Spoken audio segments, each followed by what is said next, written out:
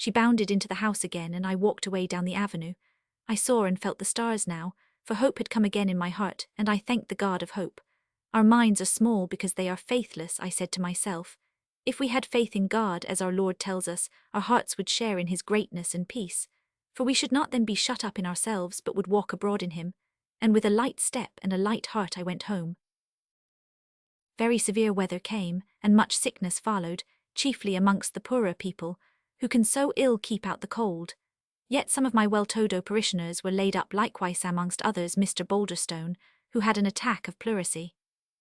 I had grown quite attached to Mr. Boulderstone by this time, not because he was what is called interesting, for he was not because he was clever, for he was not because he was well-read, for he was not because he was possessed of influence in the parish, though he had that influence, but simply because he was true.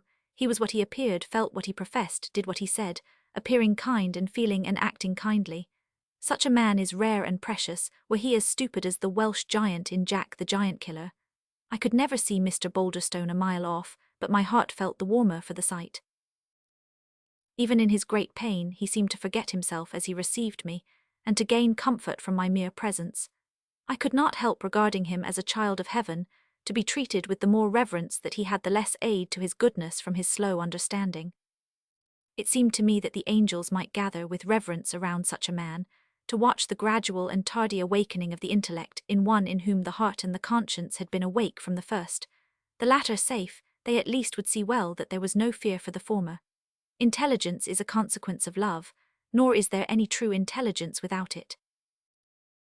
But I could not help feeling keenly the contrast when I went from his warm, comfortable, well-defended chamber, in which every appliance that could alleviate suffering or aid recovery was at hand, like a castle well appointed with arms and engines against the inroads of winter and his yet colder ally death. When I say, I went from his chamber to the cottage of the Tompkinses, and found it, as it were, lying open and bare to the enemy. What holes and cracks there were about the door, through which the fierce wind rushed at once into the room to attack the aged feet and hands and throats. There were no defences of threefold draperies, and no soft carpet on the brick floor, only a small rug which my sister had carried them laid down before a weakened little fire, that seemed to despair of making anything of it against the huge cold that beleaguered and invaded the place. True, we had had the little cottage patched up. The 2 Thomas Weires had been at work upon it for a whole day and a half in the first of the cold weather this winter, but it was like putting the new cloth on the old garment, for fresh places had broken out, and although Mrs. Tomkins had fought the cold well with what rags she could spare and an old knife, yet such razor-edged winds are hard to keep out, and here she was now lying in bed and breathing hard, like the sore-pressed garrison which had retreated to its last defence, the keep of the castle. Poor old Tomkins sat shivering over the little fire. "Come, come, Tomkins, this won't do," I said, as I caught up a broken shovel that would have let a lump as big as one's fist through a hole in the middle of it. "Why don't you burn your coals in weather like this? Where do you keep them?" It made my heart ache to see the little heap in a box hardly bigger than the chest of tea my sister brought from London with her. I threw half of it on the fire at once. "Dearie me, Mr. Walton, you are wasteful, sir. The Lord never sent his good coals to be used that way." "He did though, Tomkins," I answered, "and hell send you a little more this evening after I get home. Keep yourself warm, man. This world's cold in winter, you know." "Indeed, sir, I know that, and I'm like to know it worse afore long. She's going," he said, pointing over his shoulder with his thumb towards the bed where his wife lay. I went to her. I had seen her several times within the last few weeks, but had observed nothing to make me consider her seriously 99. I now saw at a glance that Tomkins was right. She had not long to live. "I am sorry to see you suffering so much, Mrs. Tomkins," I said. "I don't suffer so worry much, sir, though to be sure it be hard to get the breath into my body, sir, and I do feel cold like, sir. I am going home directly, and I'll send you down another blanket. It's much colder today than it was yesterday." "It's not weather cold, sir, why me, it's grave cold, sir. Blankets won't do me no good, sir. I can't get it out of my head how perishing cold I shall be when I am under the mould, sir, though I oughtn't to mind it when it's the will o' God. It's only till the resurrection, sir." "But it's not the will of God, Mrs. Tomkins." "Ain't it, sir? Sure I thought it was." You believe in Jesus Christ, don't you, Mrs. Tompkins? That I do, sir, with all my heart and soul. Well, he says that whosoever liveth and believeth in him shall never die. But you know, sir, everybody dies. I must die and be laid in the churchyard, sir, and that's what I don't like. But I say that is all a mistake. You won't die. Your body will die and be laid away out of sight, but you will be awake, alive, more alive than you are now, a great deal. And here let me interrupt the conversation to remark upon the great mistake of teaching children that they have souls. The consequence is that they think of their souls as of something which is not themselves, for what a man has cannot be himself. Hence, when they are told that their souls go to heaven, they think of themselves as lying in the grave. They ought to be taught that they have bodies, and that their bodies die while they themselves live on. Then they will not think, as old Mrs. Tompkins did, that they will be laid in the grave. It is making altogether too much of the body, and is indicative of an evil tendency to materialism, that we talk as if we possessed souls instead of being souls. We should teach our children to think no more of their bodies when dead than they do of their hair when it is cut off, or of their old clothes when they have done with them. Do you really think so, sir? Indeed I do. I don't know anything about where you will be, but you will be with God in your Father's house, you know, and that is enough, is it not? Yes, surely, sir. But I wish you was to be there by the bedside of me when I was a-dyin'. I can't help bein' summat scared at it. It don't come natural to me like. I ha' got used to this old bed here, cold as it has been many's the night wi' my good man there by the side of me. Send for me, Mrs. Tompkins, any moment, day or night, and I'll be with you directly. I think, sir, if I had a hold of you I the one hand, and my man there, the Lord bless him, I the other, I could go comfortable. I'll come the minute you send for me, just to keep you in mind that a better friend than I am is holding you all the time, though you mayn't feel his hands. If it is some comfort to have hold of a human friend, think that a friend who is more than man, a divine friend, has a hold of you, who knows all your fears and pains and sees how natural they are, and can just with a word or a touch or a look into your soul, keep them from going one hairsbreadth too far. He loves us up to all our need, just because we need it, and he is all love to give. But I can't help thinking, sir, that I wouldn't be troublesome. He has such a deal to look after, and I don't see how he can think of everybody at every minute like. I don't mean that he will let anything go wrong, but he might forget an old body like me for a minute like. You would need to be as wise as he is before you could see how he does it, but you must believe more than you can understand. It is only common sense to do so. Think how nonsensical it would be to suppose that one who could make everything and keep the whole going as he does shouldn't be able to help forgetting. It would be unreasonable to think that he must forget because you couldn't understand how he could remember. I think it is as hard for him to forget anything as it is for us to remember everything, for forgetting comes of weakness, and from our not being finished yet, and he is all strength and all perfection. Then you think, sir, he never forgets anything? I knew by the trouble that gathered on the old woman's brow what kind of thought was passing through her mind, but I let her go on, thinking so to help her the better. She paused for one moment only, and then resumed, much interrupted by the shortness of her breathing. When I was brought to bed first, she said it was twins, sir. And sir, it was very hard. As I said to my man after I got my head up a bit, Tompkins, says I, you don't know what it is to have two on 'em cryin' and you next to nothin' to give 'em, till their cryin' sticks to your brain and ye hear 'em when they're fast asleep, one on each side o' you. Well, sir, I am ashamed to confess it even to you, and what the Lord can think of me I don't know. I would rather confess to him than to the best friend I ever had, I said.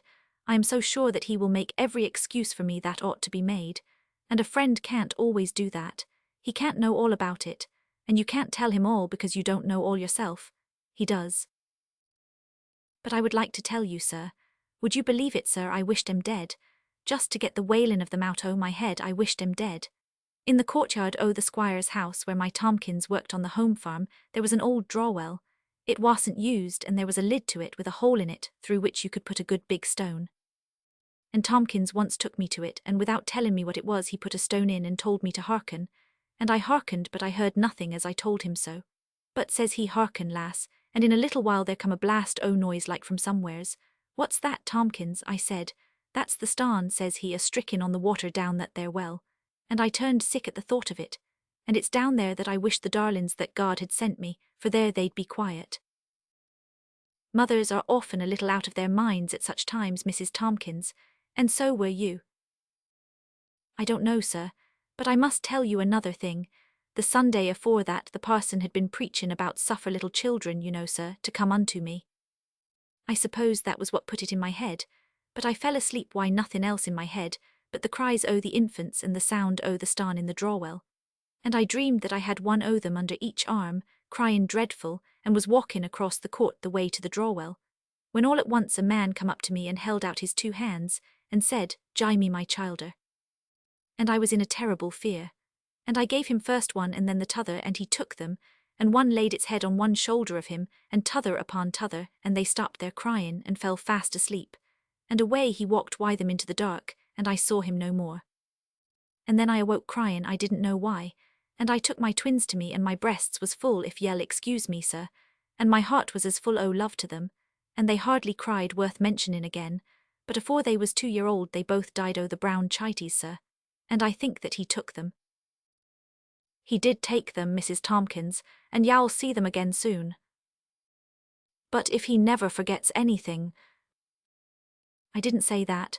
I think he can do what he pleases, and if he pleases to forget anything, then he can forget it, and I think that is what he does with our since, that is, after he has got them away from us, once we are clean from them altogether. It would be a dreadful thing if he forgot them before that, and left them sticking fast to us and defiling us. How then should we ever be made clean? What else does the prophet Isaiah mean when he says, "Thou hast cast my sins behind thy back"? Is not that where he does not choose to see them any more? They are not pleasant to him to think of any more than to us. It is as if he said, "I will not think of that any more, for my sister will never do it again," and so he throws it behind his back. They are good words, sir. I could not bear him to think of me and my sins both at once. I could not help thinking of the words of Macbeth, "To know my deed, 'twere best not know myself." The old woman lay quiet after this, relieved in mind, though not in body, by the communication she had made with so much difficulty, and I hastened home to send some coals and other things, and then call upon Dr. Duncan, lest he should not know that his patient was so much worse as I had found her. From Dr. Duncan's I went to see old Samuel Weir, who likewise was ailing. The bitter weather was telling chiefly upon the aged. I found him in bed under the old embroidery. No one was in the room with him. He greeted me with a withered smile, sweet and true, although no flash of white teeth broke forth to light up the welcome of the aged head.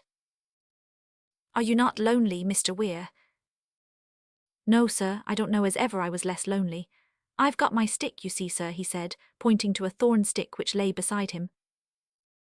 "I do not quite understand you," I returned, knowing that the old man's gently humorous sayings always meant something.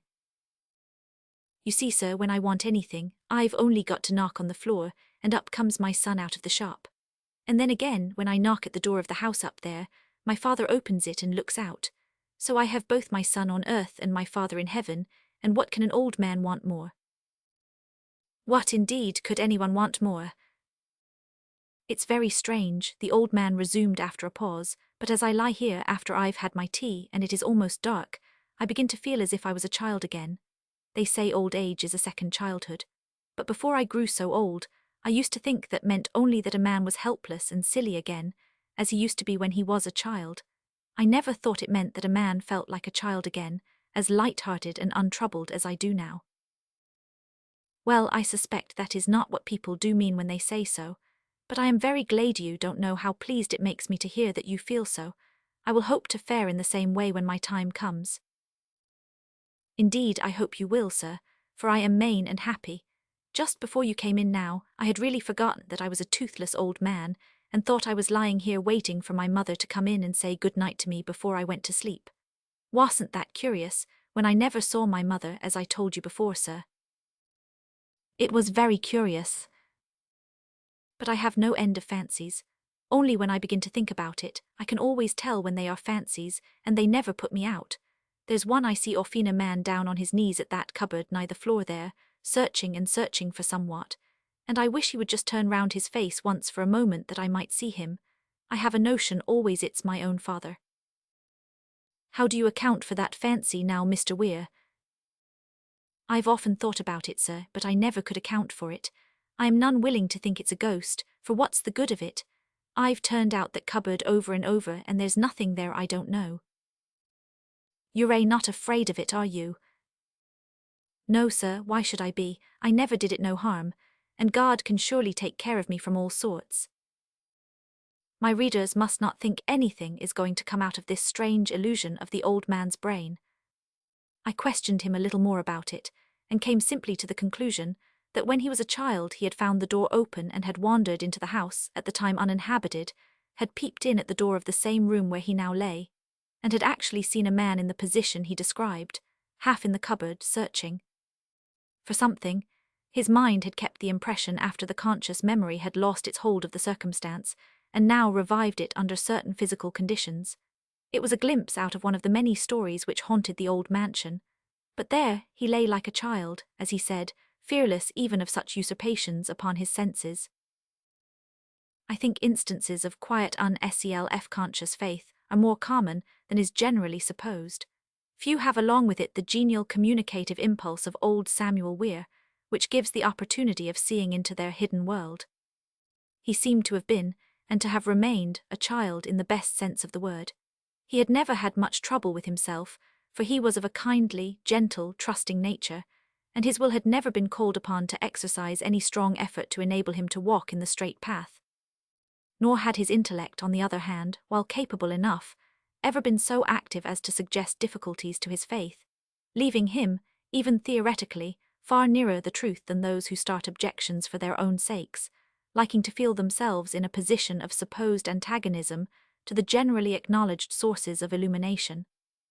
For faith is in itself a light that lightens even the intellect, and hence the shield of the complete soldier of God, the shield of faith, is represented by Spencer as framed all of diamond, perfect, pure and clean, the power of the diamond to absorb and again radiate light being no poetic fiction, but a well-known scientific fact, whose light falling upon any enchantment or false appearance destroys it utterly. For all that was not such as seemed in sight, before that shield did fade, and sudden fall. Old Rogers had passed through a very much larger experience. Many more difficulties had come to him, and he had met them in his own fashion and overcome them. For while there is such a thing as truth, the mind that can honestly beget a difficulty must at the same time be capable of receiving that light of the truth which annihilates the difficulty, or at least of receiving enough to enable it to foresee vaguely some solution, for a full perception of which the intellect may not be as yet competent. By every such victory old Rogers had enlarged his being, ever becoming more childlike and faithful, so that, while the childlikeness of Weir was the childlikeness of a child, that of old Rogers was the childlikeness of a man, in which submission to God is not only a gladness, but a conscious will and choice. But as the safety of neither depended on his own feelings, but on the love of God who was working in him, we may well leave all such differences of nature and education to the care of him who first made the men different, and then brought different conditions out of them. The one thing is, whether we are letting God have his own way with us, following where he leads, learning the lessons he gives us. I wish that Mr. Stoddart had been with me during these 2 visits. Perhaps he might have seen that the education of life was a marvellous thing, and, even in the poorest intellectual results, far more full of poetry and wonder than the outcome of that constant watering, with the watering part of self-education which, dissociated from the duties of life and the influences of his fellows, had made of him what he was. But I doubt if he would have seen it. A week had elapsed from the night I had sat up with Gerard Weir, and his mother had not risen from her bed, nor did it seem likely she would ever rise again. On a Friday I went to see her, just as the darkness was beginning to gather. The fire of life was burning itself out fast. It glowed on her cheeks, it burned in her hands, it blazed in her eyes. But the fever had left her mind. That was cool, oh so cool now. Those fierce tropical storms of passion had passed away, and nothing of life was lost. Revenge had passed away, but revenge is of death and deadly. Forgiveness had taken its place, and forgiveness is the giving, and so the receiving of life. Gerard, his dear little head starred with sticking plaster, sat on her bed, looking as quietly happy as child could look, over a wooden horse with cylindrical body and jointless legs, covered with an eruption of red and black spots. Is it the ignorance or the imagination of children that makes them so easily pleased with the merest hint at representation? I suspect the one helps the other towards that most desirable result, satisfaction. But he dropped it when he saw me, in a way so abandoning that comparing small things with great it called to my mind those lines of Milton. From his slack hand the garland wreathed for Eve down dropped, and all the faded roses shed. The quiet child flung himself upon my neck, and the mother's face gleamed with pleasure. "Dear boy," I said, "I am very glad to see you so much better." For this was the first time he had shown such a revival of energy. He had been quite sweet when he saw me, but until this evening listless. "Yes," he said, "I am quite well now," and he put his hand up to his head. "Does it ache?" "Not much now. The doctor says I had a bad fall." "So you had, my child, but you will soon be well again." The mother's face was turned aside, yet I could see one tear forcing its way from under her closed eyelid. "Oh, I don't mind it," he answered. "Mammy is so kind to me. She lets me sit on her bed as long as I like." "That is nice, but just run to Auntie in the next room. I think your mammy would like to talk to me for a little while." The child hurried off the bed and ran with overflowing obedience. "I can even think of him now," said the mother without going into a passion. "I hope God will forgive him. I do, I think he will forgive me." "Did you ever hear," I asked, "of Jesus refusing anybody that wanted kindness from him? He wouldn't always do exactly what they asked him, because that would sometimes be of no use and sometimes would even be wrong. But he never pushed them away from him, never repulsed their approach to him.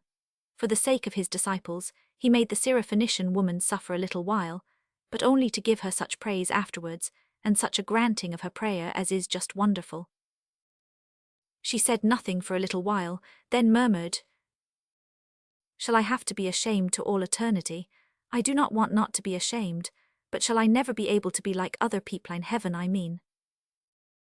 If he is satisfied with you, you need not think anything more about yourself. If he lets you once kiss his feet, you won't care to think about other people's opinion of you even in heaven. But things will go very differently there from here. For everybody there will be more or less ashamed of himself, and will think worse of himself than he does of anyone else. If trouble about your past life were to show itself on your face there, they would all run to comfort you, trying to make the best of it, and telling you that you must think about yourself as he thinks about you. For what he thinks is the rule, because it is the infallible right way. But perhaps rather, they would tell you to leave that to him who has taken away our sins, and not trouble yourself any more about it.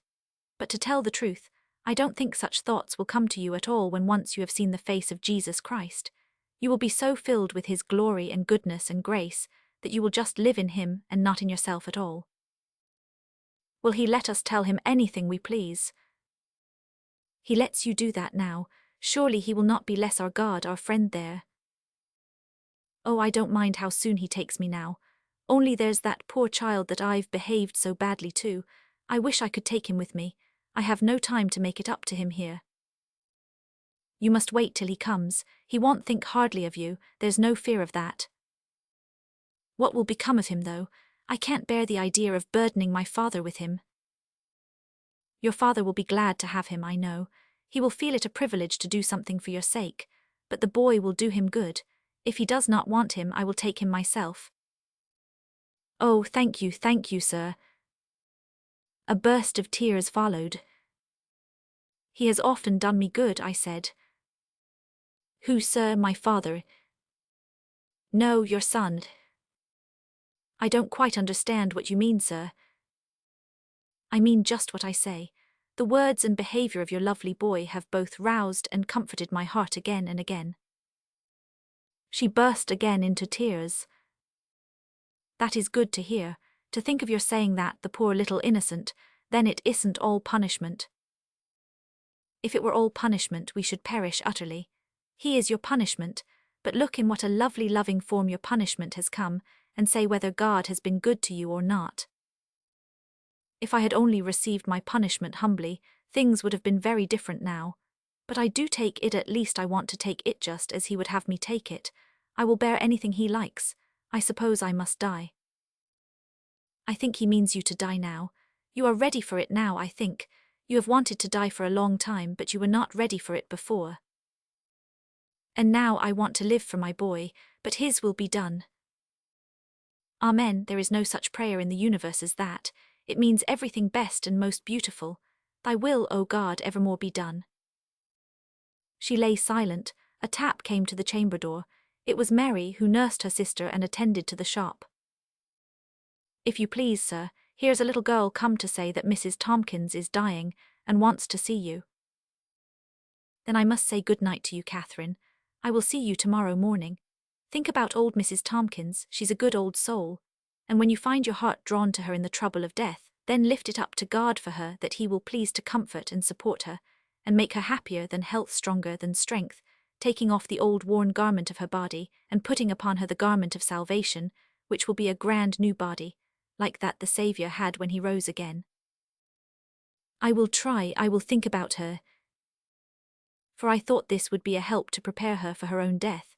In thinking lovingly about others, we think healthily about ourselves. And the things she thought of for the comfort of Mrs. Tompkins would return to comfort herself in the prospect of her own end, when perhaps she might not be able to think them out for herself. But of the two, Catherine had herself to go first. Again and again was I sent for to say farewell to Mrs. Tompkins, and again I returned home leaving her asleep, and for the time better. But on a Saturday evening, as I sat by my vestry fire, pondering on many things, and trying to make myself feel that they were as God saw them, and not as they appeared to me, young Tom came to me with the news that his sister seemed much worse, and his father would be much obliged if I would go and see her. I sent Tom on before because I wished to follow alone. It was a brilliant starry night, no moon, no clouds, no wind, nothing but stars. They seemed to lean down towards the earth as I have seen them since in more southern regions. It was indeed a glorious night. That is, I knew it was, I did not feel that it was. For the death which I went to be near came with a strange sense of separation between me and the nature around me. I felt as if nature knew nothing, felt nothing, meant nothing, did not belong to humanity at all. For here was death and there shone the stars. I was wrong, as I knew afterwards. I had had very little knowledge of the external shows of death. Strange as it may appear, I had never yet seen a fellow creature pass beyond the call of his fellow mortals. I had not even seen my father die, and the thought was oppressive to me. To think, I said to myself, as I walked over the bridge to the village street, oh, think that the one moment the person is here, and the next who shall say where? For we know nothing of the region beyond the grave. Not even our risen Lord thought fit to bring back from Hades any news for the human family, standing straining their eyes after their brothers and sisters that have vanished in the dark. Surely it is well, all well, although we know nothing, save that our Lord has been there, knows all about it, and does not choose to tell us. Welcome ignorance, then, the ignorance in which he chooses to leave us. I would rather not know if he gave me my choice, but preferred that I should not know. And so the oppression passed from me, and I was free. But little as I knew of the signs of the approach of death, I was certain, the moment I saw Catherine, that the veil that hid the silent land had begun to lift slowly between her and it. And for a moment I almost envied her that she was so soon to see and know that, after which our blindness and ignorance were wondering and hungering. She could hardly speak. She looked more patient than calm. There was no light in the room but that of the fire, which flickered, flashing and fading, now lighting up the troubled eye, and now letting a shadow of the coming repose fall gently over it. Thomas sat by the fire with the child on his knee, both looking fixedly into the glow. Gerard's natural mood was so quiet and earnest that the solemnity about him did not oppress him. He looked as if he were present at some religious observance of which he felt more than he understood, and his childish peace was in no wise inharmonious with the awful silence of the coming change. He was no more disquieted at the presence of death than the stars were. And this was the end of the lovely girl to leave the fair world still young, because a selfish man had seen that she was fair. No time can change the relation of cause and effect. The poison that operates ever so slowly is yet poison and yet slays. And that man was now murdering her with weapon long-reaching from out of the past. But no, thank God, this was not the end of her. Though there is woe for that man by whom the offence cometh, yet there is provision for the offence. There is one who bringeth light out of darkness, joy out of sorrow, humility out of wrong. Back to the Father's house we go with the sorrows and sins which, instead of inheriting the earth, we gathered and heaped upon our weary shoulders, and a different elder brother from that angry one who would not receive the poor swine-humbled prodigal, takes the burden from our shoulders, and leads us into the presence of the good. She put out her hand feebly, let it lie in mine, looked as if she wanted me to sit down by her bedside, and when I did so, closed her eyes. She said nothing.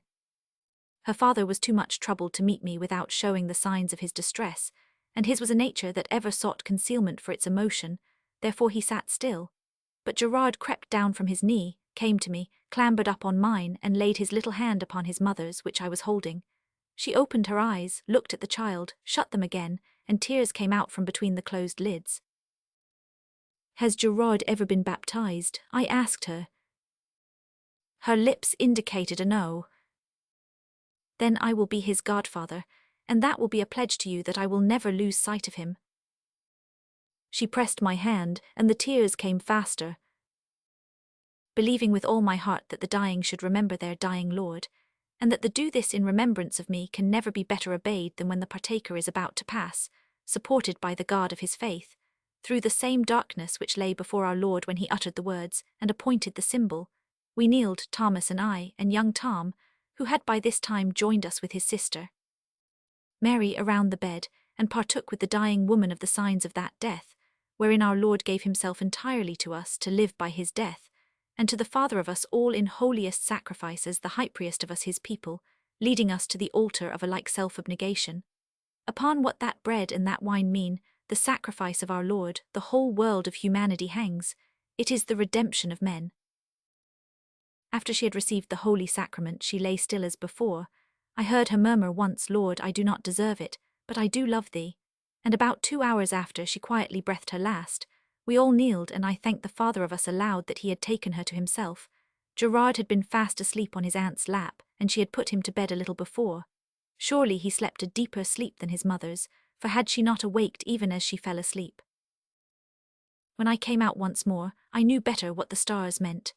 They looked to me now as if they knew all about death, and therefore could not be sad to the eyes of men, as if that unsympathetic look they wore came from this, that they were made like the happy truth, and not like our fears.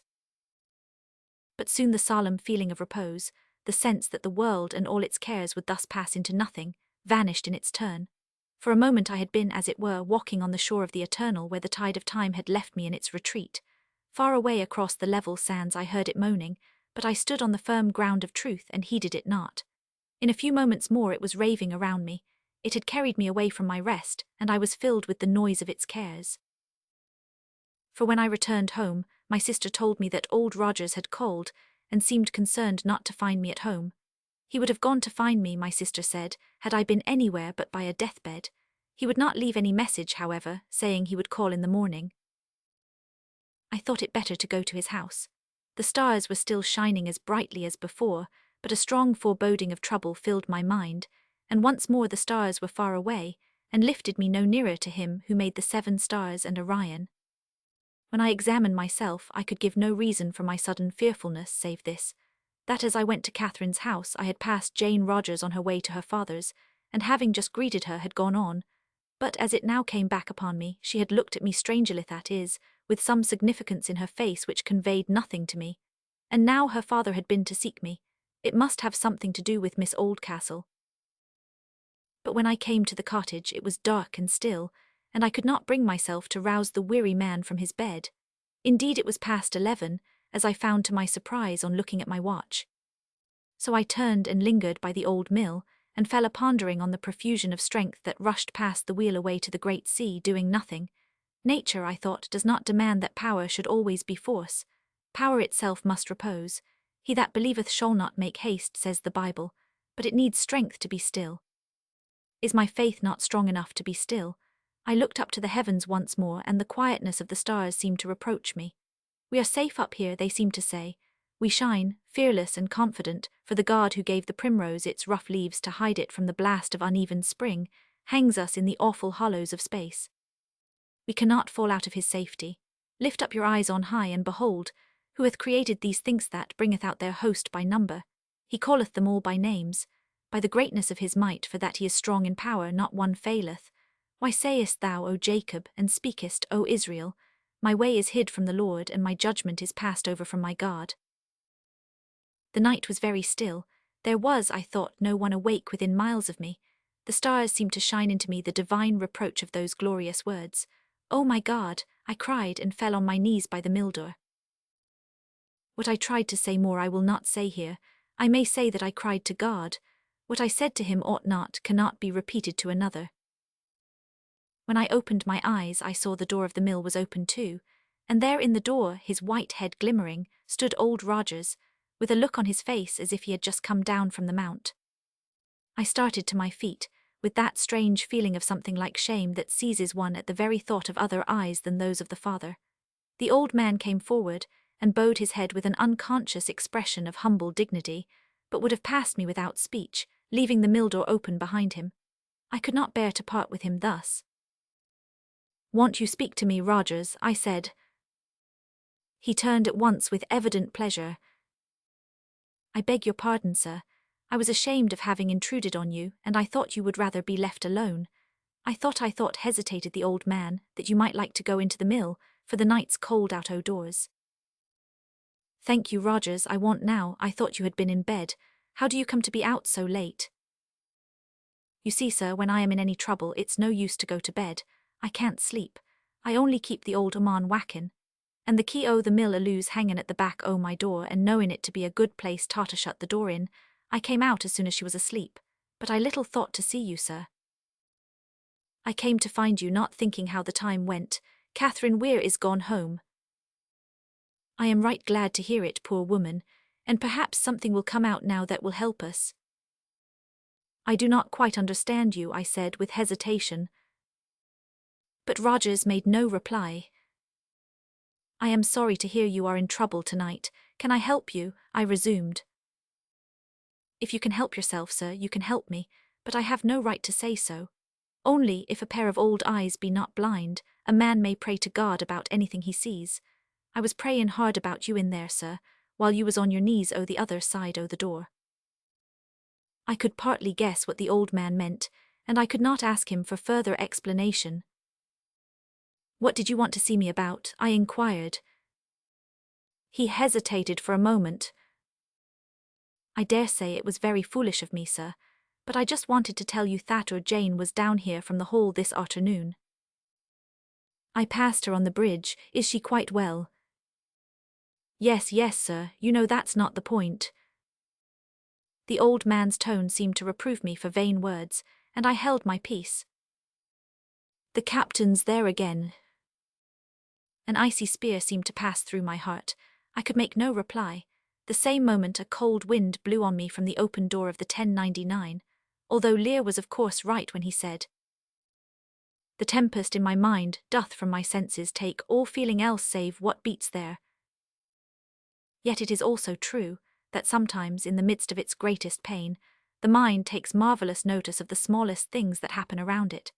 This involves a law of which illustrations could be plentifully adduced from Shakespeare himself, namely, that the intellectual part of the mind can go on working with strange independence of the emotional. From the door of the mill, as from a sepulchral tavern, blew a cold wind like the very breath of death upon me, just when that pang shot, in absolute pain, through my heart.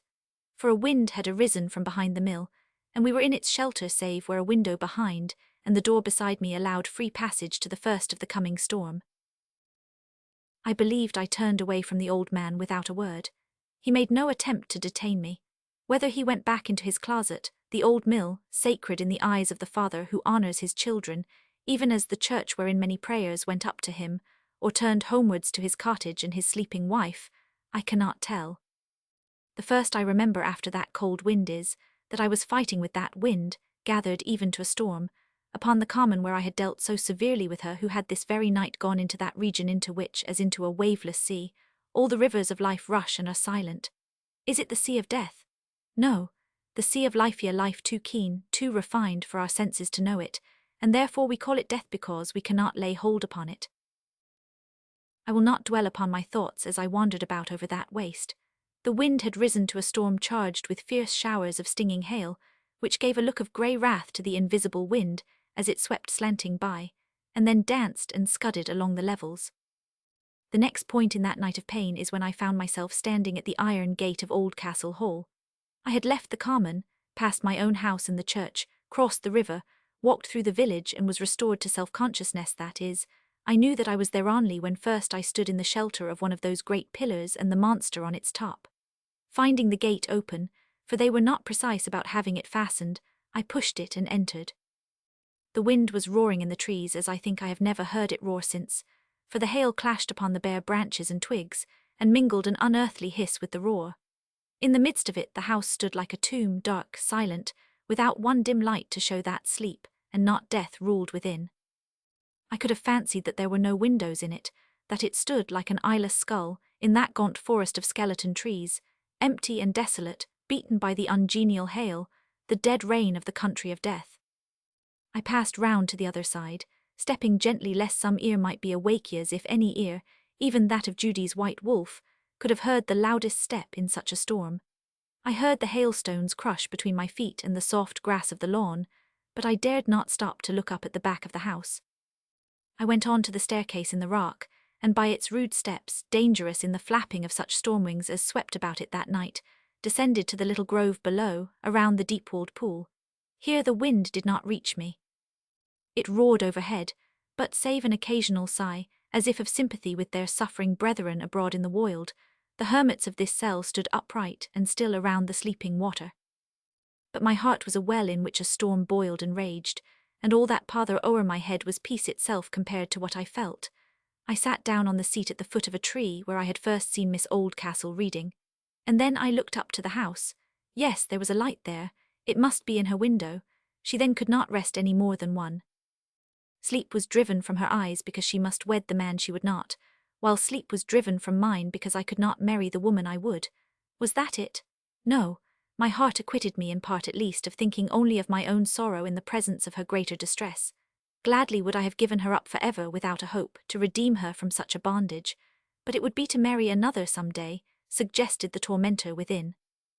And then the storm, which had a little abated, broke out afresh in my soul. But before I rose from her seat, I was ready even for that at least. I thought if only I might deliver her from the all but destruction that seemed to be impending over her.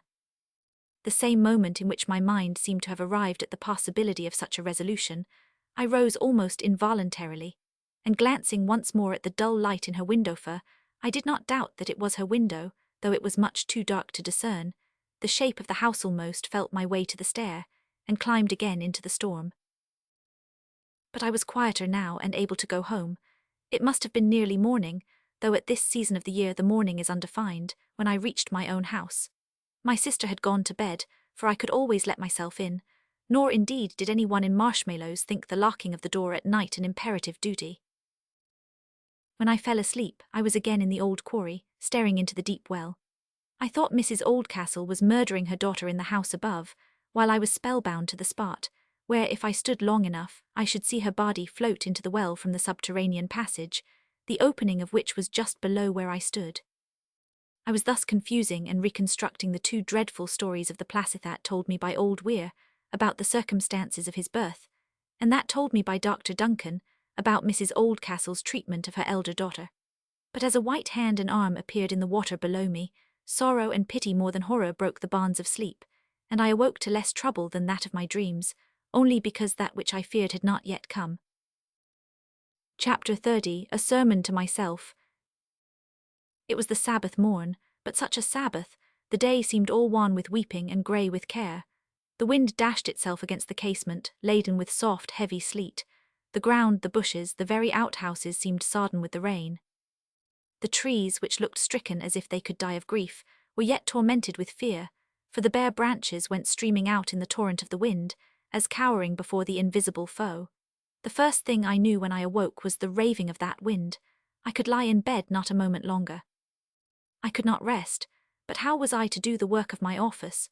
When a man's duty looks like an enemy, dragging him into the dark mountains, he has no less to go with it than when, like a friend with loving face, it offers to lead him along green pastures by the riverside. I had little power over my feelings. I could not prevent my mind from mirroring itself in the nature around me, but I could address myself to the work I had to do. My God was all the prayer I could pray ere I descended to join my sister at the breakfastable, but he knew what lay behind the one word. Martha could not help seeing that something was the matter. I saw by her looks that she could read so much in mine. but her eyes alone questioned me, and that only by glancing at me anxiously from time to time. I was grateful to her for saying nothing. It is a fine thing in friendship to know when to be silent. The prayers were before me, in the hands of all my friends, and in the hearts of some of them, and if I could not enter into them as I would, I could yet read them humbly before God as his servant to help the people to worship as one flock. But how was I to preach? I had been in difficulty before now, but never in so much. How was I to teach others, whose mind was one confusion? The subject on which I was pondering when young Weir came to tell me his sister was dying had retreated as if into the far past. It seemed as if years had come between that time and this, though but one black night had rolled by. To attempt to speak upon that would have been vain, for I had nothing to say on the matter now. And if I could have recalled my former thoughts, I should have felt a hypocrite as I delivered them, so utterly dissociated would they have been from anything that I was thinking or feeling now. Here would have been my visible form and audible voice, uttering that as present to me now, as felt by me now, which I did think and feel yesterday, but which, although I believed it, was not present to my feeling or heart, and must wait the revolution of months, or it might be of years, before I should feel it again, before I should be able to exhort my people about it with the fervour of a present faith. But indeed, I could not even recall what I had thought and felt. Should I then tell them that I could not speak to them that morning, there would be nothing wrong in that. But I felt ashamed of yielding to personal trouble when the truths of God were all about me, although I could not feel them. Might not some hungry soul go away without being satisfied, because I was faint and downhearted? I confess I had a desire likewise to avoid giving rise to speculation and talk about myself, a desire which, although not wrong, could neither have strengthened me to speak the truth, nor have justified me in making the attempt. What was to be done? All at once the remembrance crossed my mind of a sermon I had preached before upon the words of St. Paul, "Thou therefore which teachest another, teachest thou not thyself?" A subject suggested by the fact that on the preceding Sunday I had especially felt, in preaching to my people, that I was exhorting myself, whose necessity was greater than theirs, at least, I felt it to be greater than I could know theirs to be. And now the converse of the thought came to me, and I said to myself, might I not try the other way now and preach to myself? In teaching myself, might I not teach others? Would it not hold? I am very troubled and faithless now. If I knew that God was going to lay the full weight of this grief upon me, yet if I loved him with all my heart, should I not at least be more quiet? There would not be a storm within me then, as if the Father had descended from the throne of the heavens, and chaos were come again. Let me expostulate with myself in my heart, and the words of my expostulation will not be the less true with my people. All this passed through my mind as I sat in my study after breakfast, with the great old cedar roaring before my window. It was within an hour of church time. I took my Bible, read and thought, got even some comfort already, and found myself in my vestry not quite unwilling to read the prayers and speak to my people. There were very few present.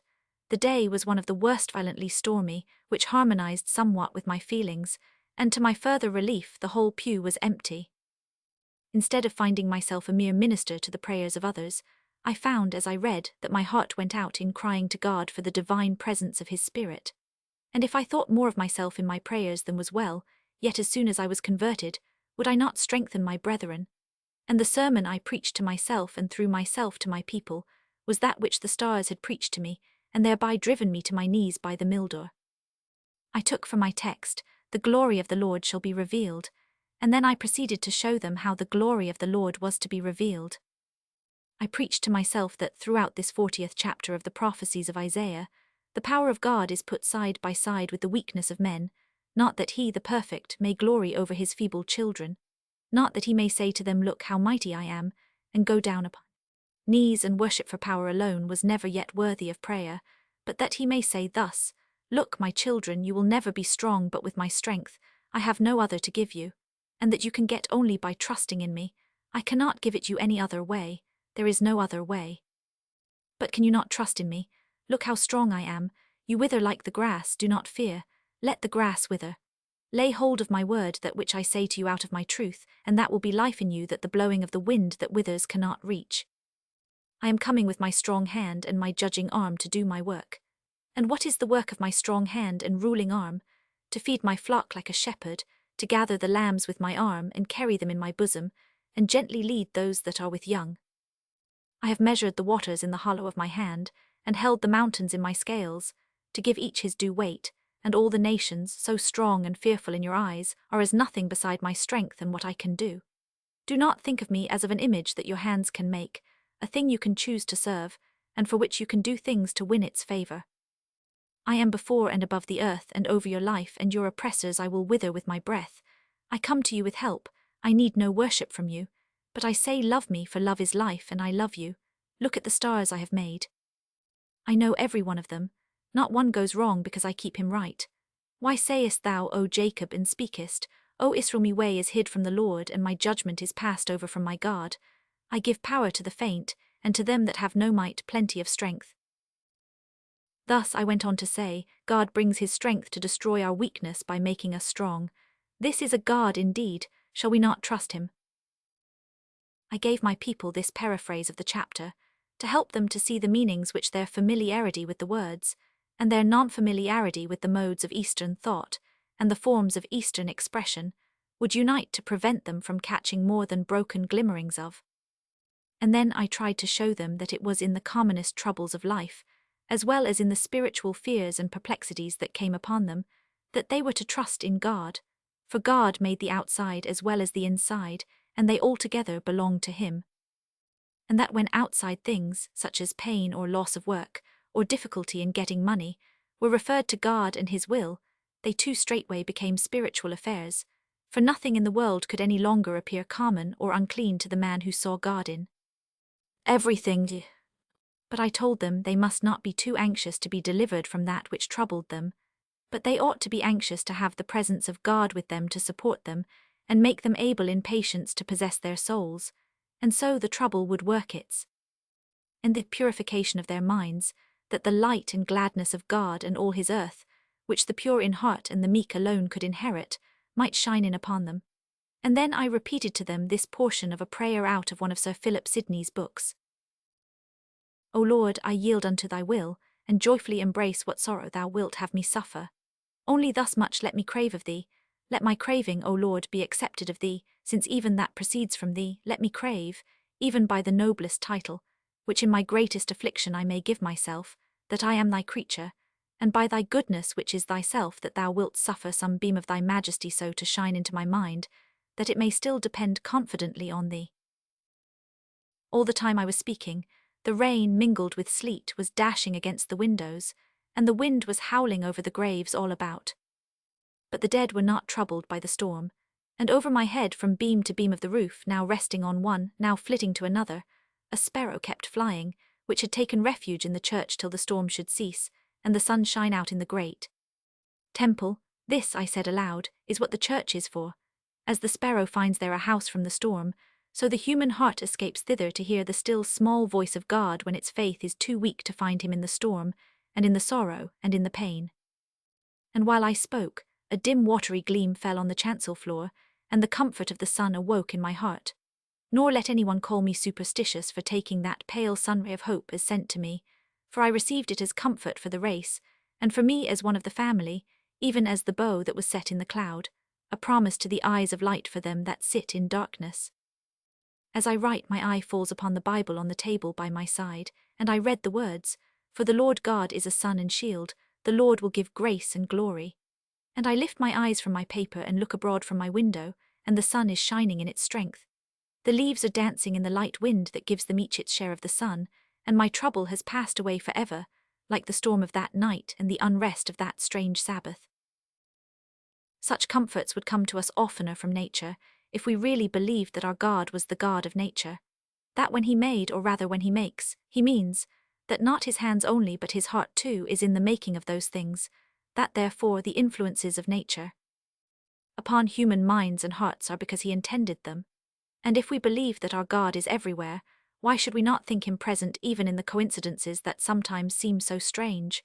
For, if he be in the things that coincide, he must be in the coincidence of those things. Miss Oldcastle told me once that she could not take her eyes off a butterfly, which was flitting about in the church, all the time I was speaking of the resurrection of the dead. I told the people that in Greek there was one word for the soul and for a butterfly psyche, that I thought as the light on the rain made the natural symbol of Merseythe rainbow, So the butterfly was the type in nature, and made to the end, amongst other ends, of being such a type of the resurrection of the human body, that its name certainly expressed the hope of the Greeks in immortality, while to us it speaks likewise of a glorified body, whereby we shall know and love each other with our eyes as well as our hearts. My sister saw the butterfly too, but only remembered that she had seen it when it was mentioned in her hearing. On her the sight made no impression, she saw no coincidence. I descended from the pulpit comforted by the sermon I had preached to myself, but I was glad to feel justified in telling my people that, in consequence of the continued storm, for there had been no more of sunshine than just that watery gleam, there would be no service in the afternoon, and that I would instead visit some of my sick poor, whom the weather might have discomposed in their worn dwellings. The people were very slow in dispersing. There was so much putting on of clogs, gathering up of skirts over the head, and expanding of umbrellas soon to be taken down again as worse than useless in the violence of the wind, that the porches were crowded, and the few left in the church detained till the others made way. I lingered with these. They were all poor people. "I am sorry you will have such a wet walk home," I said to Mrs. Baird, the wife of old Reginald Baird, the shoemaker, a little wizened creature with more wrinkles than hairs, who the older and more withered she grew, seemed like the kernels of some nuts only to grow the sweeter. "It's very good of you to let us off this afternoon, sir. Not as I minds the wet, it finds out the holes in people's shoes and gets my husband into more work." This was in fact the response of the shoemaker's wife to my sermon. If we look for responses after our fashion instead of after people's own fashion, we ought to be disappointed. Any recognition of truth, whatever form it may take, whether that of poetic delight, intellectual corroboration, practical commonplace, or even vulgar aphorism, must be welcomed by the husbandmen of the God of growth. A response which jars against the peculiar pitch of our mental instrument must not therefore be turned away from with dislike. Our mood of the moment is not that by which the universe is tuned into its harmonies. We must drop our instrument and listen to the other, and if we find that the player upon it is breathing after a higher expression, is, after his fashion, striving to embody something he sees of the same truth, the utterance of which called forth this his answer, let us thank God and take courage. God at least is pleased, and if our refinement and education take away from our pleasure, it is because of something low, false, and selfish, not divine in a word, that is mingled with that refinement and that education. If the shoemaker's wife's response to the prophet's grand poem about the care of God over his creatures took the form of acknowledgment for the rain that found out the holes in the people's shoes, it was the more genuine and true, for in itself it afforded proof that it was not a mere reflex of the words of the prophet, but sprung from the experience and recognition of the shoemaker's wife. Nor was there anything necessarily selfish in it, for if there are holes in people's shoes, the sooner they are found out the better. While I was talking to Mrs. Baird, Mr. Stoddart, whose love for the old organ had been stronger than his dislike to the storm, had come down into the church and now approached me. "I never saw you in the church before, Mr. Stoddart," I said, "though I have heard you often enough. You use your own private door always." I thought to go that way now, but there came such a fierce burst of wind and rain in my face that my courage failed me, and I turned back like the sparrow for refuge in the church. "A thought strikes me," I said. "Come home with me and have some lunch, and then we will go together to see some of my poor people. I have often wished to ask you." His face fell. "It is such a day," he answered remonstratingly but not positively refusing. It was not his way ever to refuse anything positively. "So it was when you set out this morning," I returned, "but you would not deprive us of the aid of your music for the sake of a charge of wind and a rattle of raindrops." "But I shan't be of any use. You are going, and that is enough." "I beg your pardon. Your very presence will be of use. Nothing yet given him or done for him by his fellow ever did any man so much good as the recognition of the brotherhood by the common signs of friendship and sympathy. The best good of given money depends on the degree to which it is the sign of that friendship and sympathy. Our Lord did not make little of visiting. I was sick, and ye visited me. Inasmuch as ye did it not to one of the least of these, ye did it not to me. Of course, if the visitor goes professionally and not humanly, as a mere religious policeman, that is whether he only distributes tracts with condescending words, or gives money liberally because he thinks he ought, the more he does not go the better, for he only does harm to them and himself too. But I cannot pretend to feel any of the interest you consider essential. Why then should I go? To please me, your friend, that is a good human reason. You need not say a word, you must not pretend anything. Go as my companion, not as their visitor. Will you come? I suppose I must. You must then, thank you, you will help me, I have seldom a companion. So when the storm fit had abated for the moment, we hurried to the vicarage, had a good though hasty lunch, to which I was pleased to see Mr. Stoddart do justice. For it is with man as with beast, if you want work out of him, he must eat well, and it is the one justification of eating well, that a man works well upon it, and set out for the village. The rain was worse than ever. There was no sleet, and the wind was not cold, but the windows of heaven were opened, and if the fountains of the great deep were not broken up, it looked like it at least, when we reached the bridge and saw how the river had spread out over all the low lands on its borders. We could not talk much as we went along. Don't you find some pleasure in fighting the wind? I said. I have no doubt I should, answered Mr. Stoddart, if I thought I were going to do any good. But as it is, to tell the truth, I would rather be by my own fire with my folio Dante on the reading desk. Well, I would rather help the poorest woman in creation than contemplate the sufferings of the greatest and wickedest, I said. There are two things you forget, returned Mr. Stoddart. First, that the poem of Dante is not nearly occupied with the sufferings of the wicked, and next, that what I have complained of in this expedition, which, as far as I am concerned, I would call a wild goose chase, were it not that it is your doing and not mine eyes that I am not going to help anybody. You would have the best of the argument entirely, I replied, if your expectation was sure to turn out correct. As I spoke, we had come within a few yards of the Tompkins cottage, which lay low down from the village towards the river, and I saw that the water was at the threshold. I turned to Mr. Stoddart, who, to do him justice, had not yet grumbled in the least. Perhaps you had better go home after all, I said, for you must wade into Tompkins if you go at all. Poor old man, what can he be doing with his wife dying and the river in his house? You have constituted yourself my superior officer, Mr. Walton. I never turned my back on my leader yet, though I confess I wish I could see the enemy a little clearer. There is the enemy, I said, pointing to the water and walking into it. Mr. Stoddart followed me without a moment's hesitation. When I opened the door, the first thing I saw was a small stream of water running straight from the door to the fire on the hearth, which it had already drowned. The old man was sitting by his wife's bedside. Life seemed rapidly going from the old woman. She lay breathing very hard. "Oh, sir," said the old man, as he rose, almost crying, "you're come at last." "Did you send for me?" I asked. "No, sir, I had nobody to send. Leastways, I asked the Lord if he wouldn't fetch you. I been prayin' hard for you for the last hour. I couldn't leave her to come for you. And I do believe the wind 'ud ha' blown me off my two old legs. Well, I am come, you see. I would have come sooner, but I had no idea you would be flooded. It's not that I mind, sir, though it is cold sin the fire went. But she is goin' now, sir.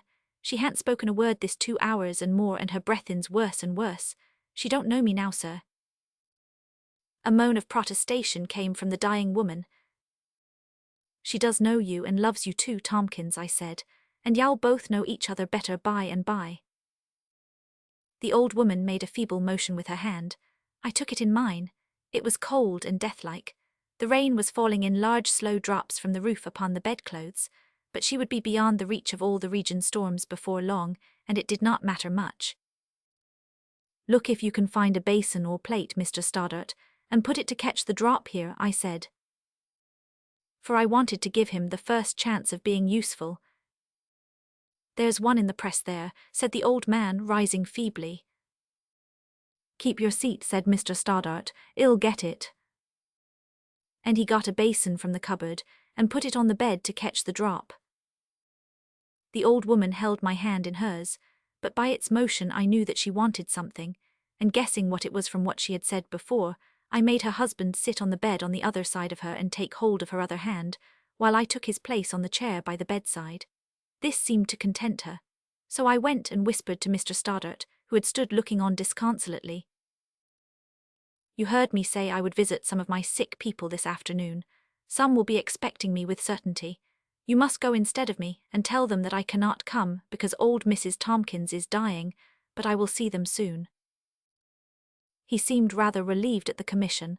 I gave him the necessary directions to find the cottages, and he left me.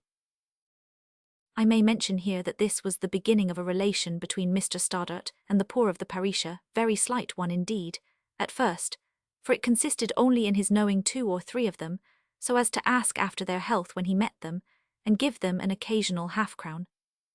But it led to better things before many years had passed. It seems scarcely more than yesterday, though it is 20 years ago, that I came upon him in the avenue, standing in dismay over the fragments of a jug of soup which he had dropped, to the detriment of his trousers as well as the loss of his soup. "What am I to do?" he said. "Poor Jones expects his soup today. Why, go back and get some more." But what will cook say? The poor man was more afraid of the cook than he would have been of a squadron of cavalry. Never mind the cook. Tell her you must have some more as soon as it can be got ready. He stood uncertain for a moment, then his face brightened. "I will tell her I want my luncheon, I always have soup. And he'll get out through the greenhouse and carry it to Jones." "Very well," I said, "that will do capitally." And I went on, without caring to disturb my satisfaction by determining whether the devotion of his own soup arose more from love to Jones or fear of the cook. He was a great help to me in the latter part of his life, especially after I lost good Dr. Duncan and my beloved friend old Rogers. He was just one of those men who make excellent front rank men, but are quite unfit for officers. He could do what he was told without flinching, but he always required to be told. I resumed my seat by the bedside, where the old woman was again moaning. As soon as I took her hand she ceased, and so I sat till it began to grow dark. "Are you there, sir?" she would murmur. "Yes, I am here. I have a hold of your hand." "I can't feel you, sir." "But you can hear me, and you can hear God's voice in your heart. I am here though you can't feel me, and God is here though you can't see him." She would be silent for a while, and then murmur again. "Are you there, Tompkins?" "Yes, my woman, I am here," answered the old man to one of these questions, "but I wish I was there instead, wheresoever it be as you ray goin', old girl." And all that I could hear of her answer was, "Bime by, bime by." Why should I linger over the deathbed of an illiterate woman, old and plain, dying away by inches? Is it only that she died with a hold of my hand, and that therefore I am interested in the story? I trust not. I was interested in her. Why, would my readers be more interested if I told them of the death of a young lovely creature, who said touching things, and died amidst a circle of friends, who felt that the very light of life was being taken away from them? It was enough for me that here was a woman with a heart like my own, who needed the same salvation I needed, to whom the love of God was the one blessed thing, who was passing through the same dark passage into the light that the Lord had passed through before her, that I had to pass through after her. She had no theorists, at least she gave utterance to none. She had few thoughts of her own and gave still fewer of them expression. You might guess at a true notion in her mind, but an abstract idea she could scarcely lay hold of. Her speech was very common, her manner rather brusque than gentle, but she could love, she could forget herself, she could be sorry for what she did or thought wrong, she could hope, she could wish to be better, she could admire good people, she could trust in God her Saviour. And now the loving God-made human heart in her was going into a new school that it might begin a fresh beautiful growth. She was old, I have said, and plain, but now her old age and plainness were about to vanish, and all that had made her youth attractive to young Tompkins was about to return to her, only rendered tenfold more beautiful by the growth of 50 years of learning according to her ability. God has such patience in working us into vessels of honour, in teaching us to be children. And shall we find the human heart in which the germs of all that is noblest and loveliest and likest to God have begun to grow and manifest themselves uninteresting, because its circumstances have been narrow, bare, and poverty-stricken, though neither sordid nor unclean, because the woman is old and wrinkled and brown, as if these were more than the transient accidents of humanity, because she has neither learned grammar nor philosophy, because her habits have neither been delicate nor self-indulgent. To help the mind of such a woman to unfold to the recognition of the endless delights of truth, to watch the dawn of the rising intelligence upon the too still face, and the transfiguration of the whole form, as the gentle rusticity vanishes in yet gentler grace, is a labour and a delight worth the time and mind of an archangel. Our best living poet says but no. I will not quote. It is a distinct wrong that befalls the best books to have many of their best words quoted, till in their own place and connection they cease to have force and influence. The meaning of the passage is that the communication of truth is one of the greatest delights the human heart can experience. Surely this is true. Does not the teaching of men form a great part of the divine gladness? Therefore even the dull approaches of death are full of deep significance and warm interest to one who loves his fellows, who desires not to be distinguished by any better fate than theirs, and shrinks from the pride of supposing that his own death, or that of the noblest of the good, is more precious in the sight of God than that of one of the least of these little ones. At length, after a long silence, the peculiar sounds of obstructed breathing indicated the end at hand. The jaw fell and the eyes were fixed. The old man closed the mouth and the eyes of his old companion, weeping like a child, and I prayed aloud, giving thanks to God for taking her to himself. It went to my heart to leave the old man alone with the dead, but it was better to let him be alone for a while, ere the women should come to do the last offices for the abandoned form. I went to old Rogers, told him the state in which I had left poor Tomkins, and asked him what was to be done. "I'll go and bring him home, sir, directly. He can't be left there." "But how can you bring him in such a night?" "Let me see, sir, I must think. Would your mare go in a cart, do you think?" "Quite quietly. She brought a load of gravel from the common a few days ago. But where's your cart? I haven't got one." "There's one at Weir's to be repaired, sir. It wouldn't be stealing to borrow it." How he managed with Tomkins I do not know. I thought it better to leave all the rest to him. He only said afterwards that he could hardly get the old man away from the body. But when I went in next day I found Tomkins sitting disconsolate but as comfortable as he could be in the easy chair by the side of the fire. Mrs. Rogers was bustling about cheerily. The storm had died in the night. The sun was shining. It was the first of the spring weather. The whole country was gleaming with water, but soon it would sink away and the grass be the thicker for its rising.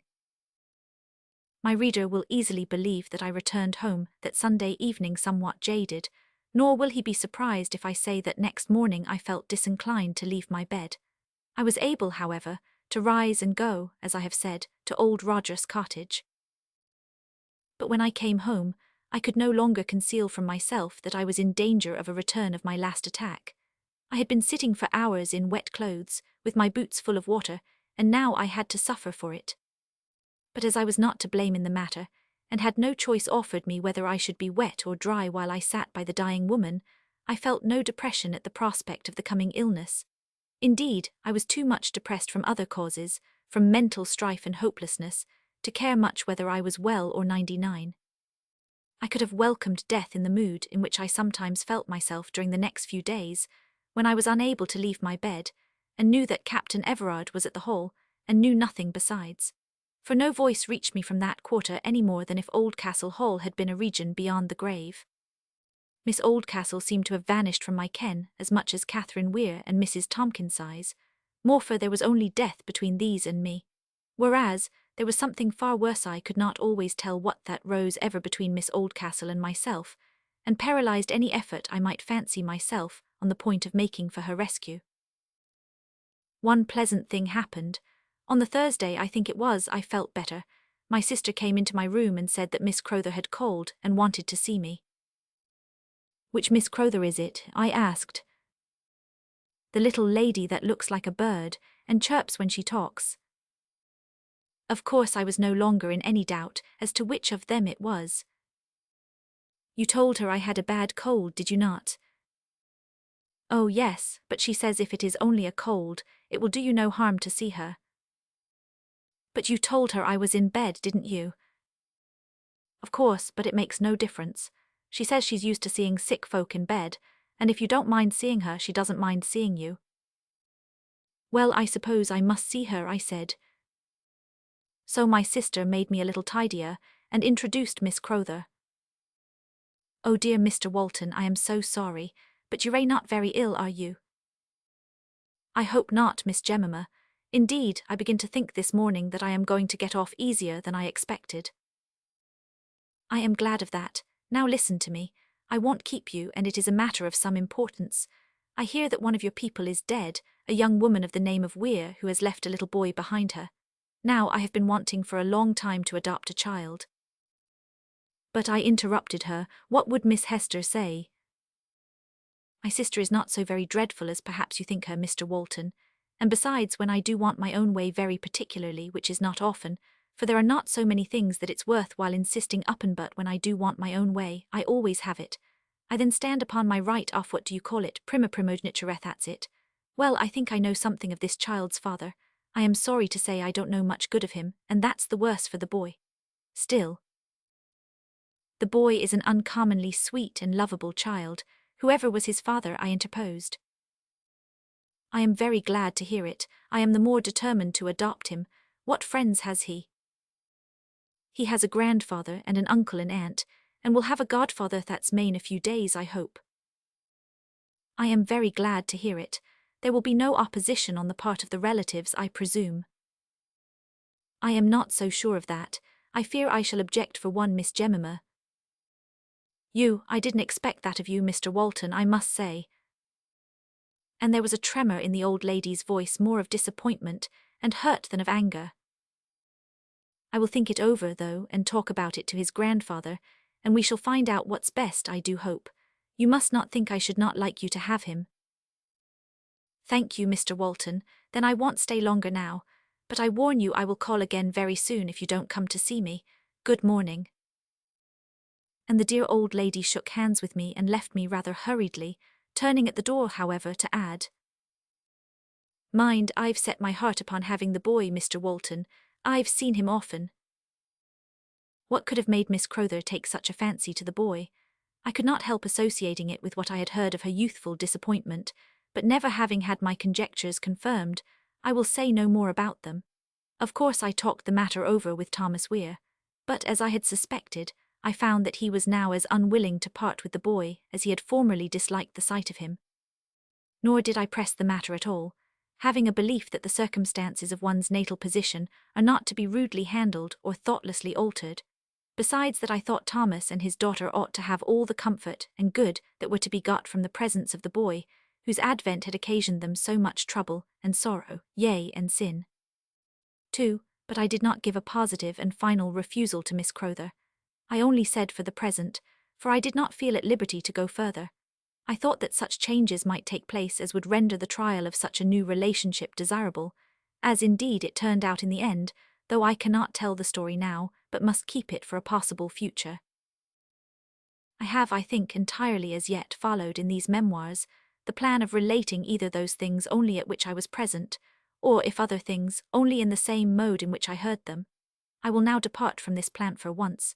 Years passed before some of the following facts were reported to me, but it is only here that they could be interesting to my readers. At the very time Miss Crowther was with me, as nearly as I can guess, Old Rogers turned into Thomas Weir's workshop.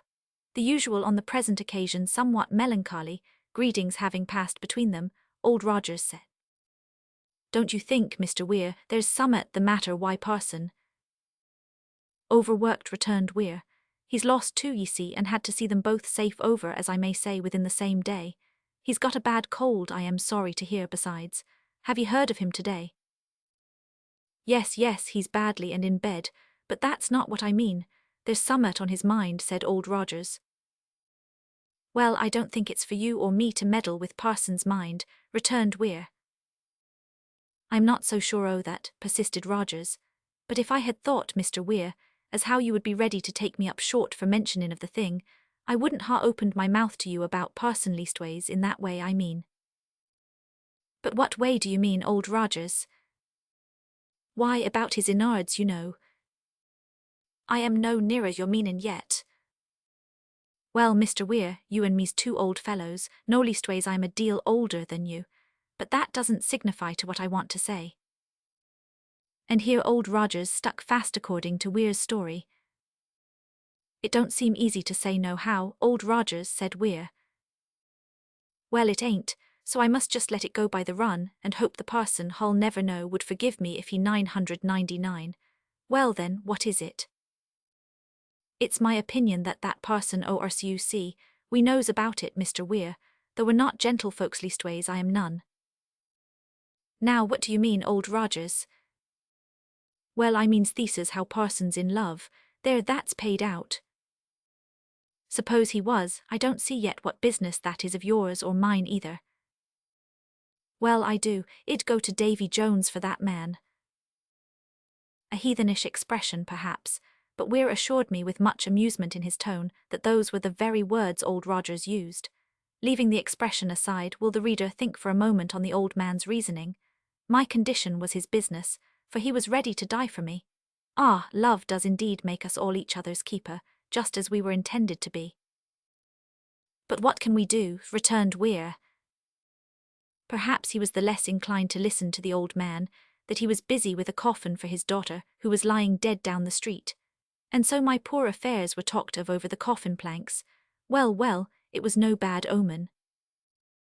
I tell you what, Mr. Weir, this here's a serious business, and it seems to me it's not shipshape o' you to go on with that plane o' yours, when we're talkin' about parson. Well, old Rogers, I meant no offence. Here goes. Now what have you to say? Though if it's offence to parson you're speaking of, I know if I were parson, who I'd think was talkin' the greatest liberty, me why my plane, or you why your fancies. Belay there and hearkens. So old Rogers went into as many particulars as he thought fit, to prove that his suspicion as to the state of my mind was correct, which particulars I do not care to lay in a collected form before my reader, he being in no need of such a summing up to give his verdict, seeing the parson has already pleaded guilty. When he had finished, "Supposing all you say, old Rogers," remarked Thomas, "I don't yet see what we've got to do with it. Parson ought to know best what he's about." "But my daughter tells me," said Rogers, "that Miss Oldcastle has no mind to marry Captain Everard, and she thinks if parson would only speak out, he might have a chance." Weir made no reply, and was silent so long with his head bent that Rogers grew impatient. "Well, man, ha' you nothing to say? No, not for your best friend in earth, I mean, and that's parson.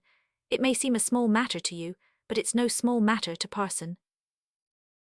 "Small to me," said Weir, and taking up his tool, a constant recourse with him when agitated, he began to plane furiously. Old Rogers now saw that there was more in it than he had thought, and held his peace and waited. After a minute or two of fierce activity, Thomas lifted up a face more white than the deal board he was planing, and said, "You should have come to the point a little sooner, old Rogers." He then laid down his plane and went out of the workshop, leaving Rogers standing there in bewilderment, but he was not gone many minutes. He returned with a letter in his hand. "There," he said, giving it to Rogers. "I can't read hand o' right," returned Rogers. "I ha' enough ado with straight-for-it print, but I'll take it to parson." "On no account," returned Thomas emphatically, "that's not what I gave it you for. Neither you nor parson has any right to read that letter, and I don't want either of you to read it. Can Jane read writing?" "I don't know as she can, for you see, what makes lasses take to written is when their young man's over the seas, leastways not in the mill over the brook." "I'll be back in a minute," said Thomas, and taking the letter from Rogers' hand, he left the shop again. He returned once more with the letter sealed up in an envelope, addressed to Miss Oldcastle. "Now you tell your Jane to give that to Miss Oldcastle from Memond from me, and she must give it into her own hands and let no one else see it, and I must have it again. Mind you tell her all that, old Rogers." "I will, it's for Miss Oldcastle and no one else to know, aunt, and you're to have it again all safe when done with." "Yes, can you trust Jane not to go talking about it?" "I think I can, I ought to anyhow, but she can't know anything in the letter now, Mr. Weir." "I know that, but Marshmallows is a talkin' place, and poor Kate ain't right out o' hearin' yet. Y'all come and see her buried tomorrow, won't ye, old Rogers?" "I will, Thomas. You've had a troubled life, but thank God the sun came out a bit before she died." "That's true, Rogers. It's all right, I do think, though I grumbled long and sore. But Jane mustn't speak of that letter." "No, that she shan't. I'll tell you some day what's in it, but I can't bear to talk about it yet." And so they parted. I was too unwell still either to be able to bury my dead out of my sight, or to comfort my living the next Sunday. I got help from Adishead, however, and the dead bodies were laid aside in the ancient wardrobe of the tomb. They were both buried by my vestrador, Catherine, where I had found young Tom lying, namely, in the grave of her mother, and old Mrs. Tompkins on the other side of the path. On Sunday, Rogers gave his daughter the letter, and she carried it to the hall. It was not till she had to wait on her mistress before leaving her for the night that she found an opportunity of giving it into her own hands. Then when her bell rang, Jane went up to her room and found her so pale and haggard that she was frightened. She had thrown herself back on the couch with her hands lying by her sides, as if she cared for nothing in this world or out of it. But when Jane entered, she started and sat up and tried to look like herself.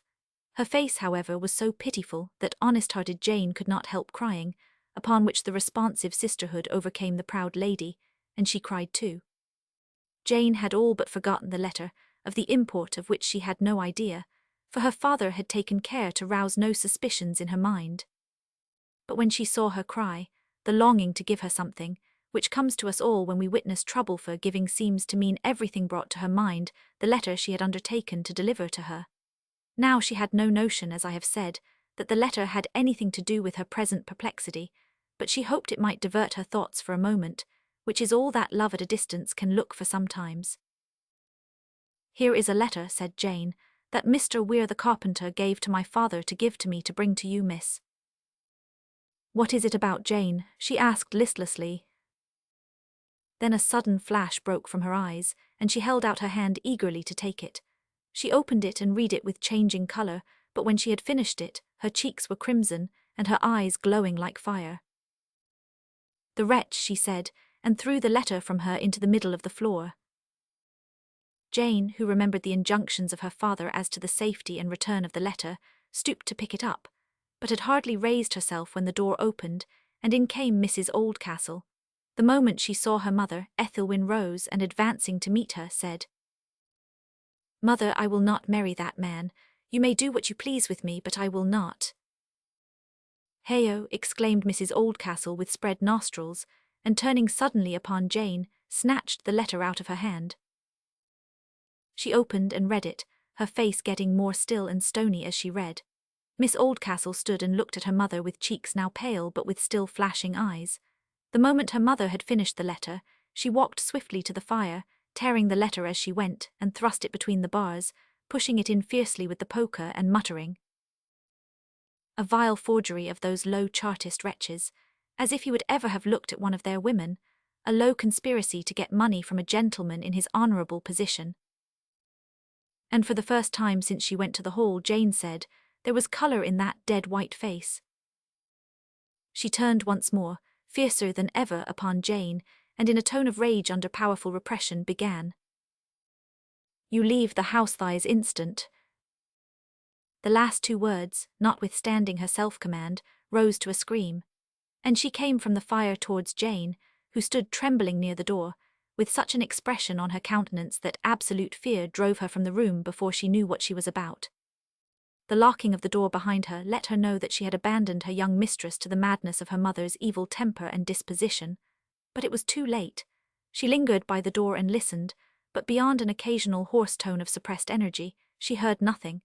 At length the lockers suddenly turned, and she was surprised by Mrs. Oldcastle, if not in a listening attitude, at least where she had no right to be after the dismissal she had received. Opposite Miss Oldcastle's bedroom was another, seldom used, the door of which was now standing open. Instead of speaking to Jane, Mrs. Oldcastle gave her a violent push which drove her into this room. Thereupon she shut the door and locked it. Jane spent the whole of the night in that room, in no small degree of trepidation as to what might happen next, but she heard no noise all the rest of the night, part of which, however, was spent in sound sleep, for Jane's conscience was in no ways disturbed as to any part she had played in the current events. It was not till the morning that she examined the door, to see if she could not manage to get out and escape from the house, for she shared with the rest of the family an indescribable fear of Mrs. Oldcastle and her confidant, the White Wolf. But she found it was of no use. The lock was at least as strong as the door. Being a sensible girl and self-possessed, as her parents' child ought to be, she made no noise but waited patiently for what might come.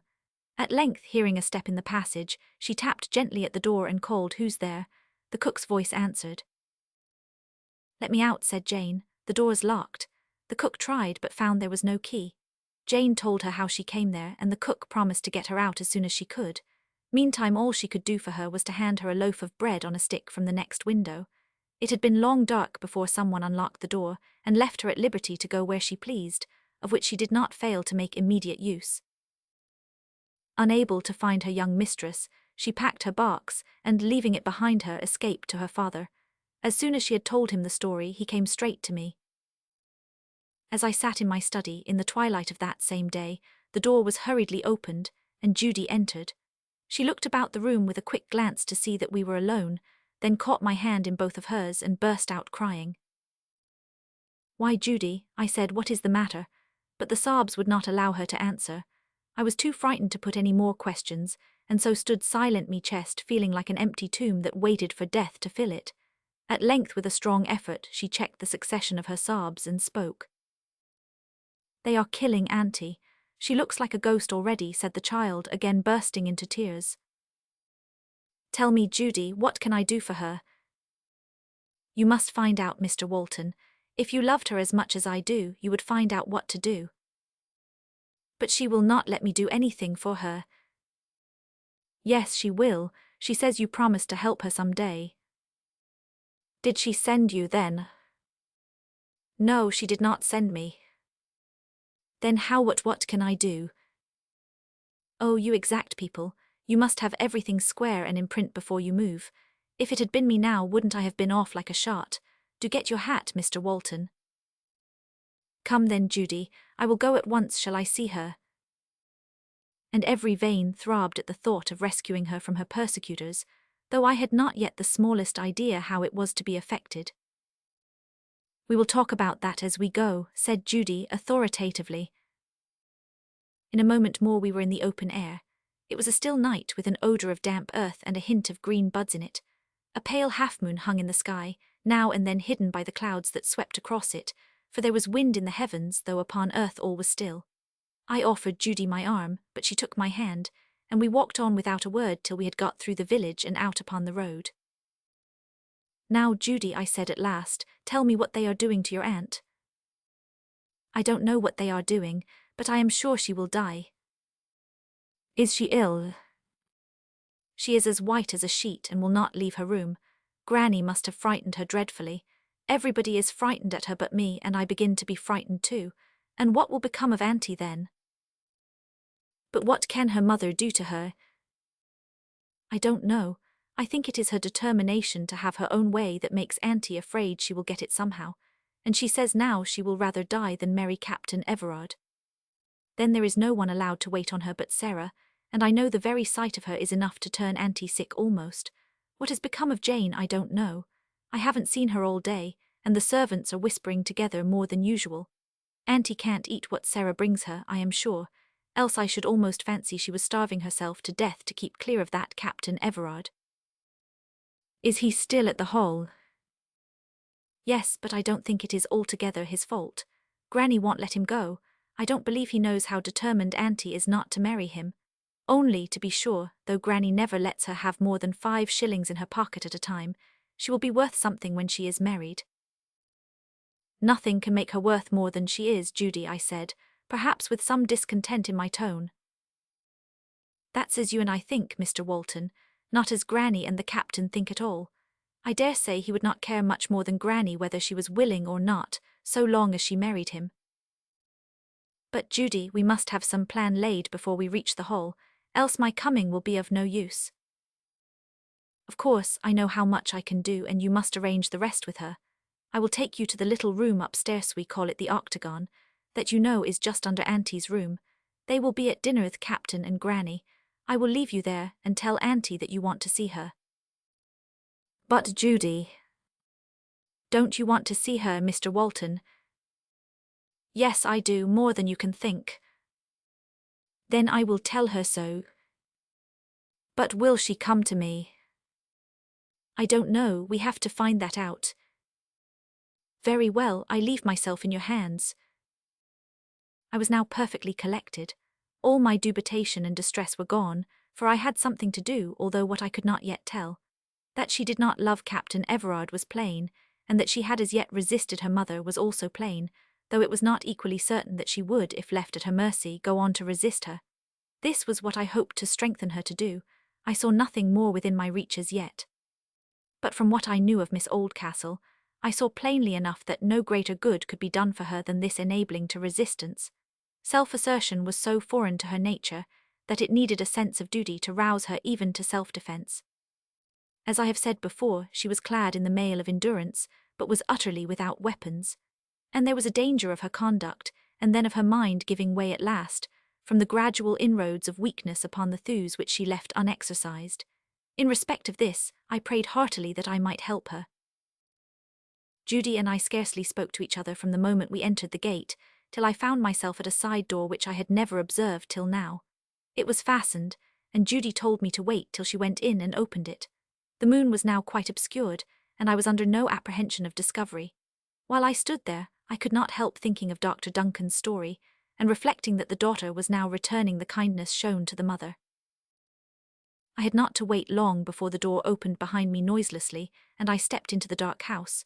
Judy took me by the hand, and led me along a passage, and then up a stair into the little drawing-room. There was no light. She led me to a seat at the farther end, and opening a door close beside me, left me in the dark. There I sat so long that I fell into a fit of musing, broken ever by startled expectation.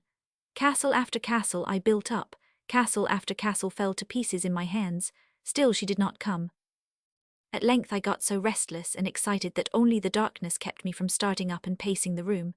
Still she did not come, and partly from weakness, partly from hope deferred, I found myself beginning to tremble all over. Nor could I control myself. As the trembling increased, I grew alarmed lest I should become unable to carry out all that might be necessary.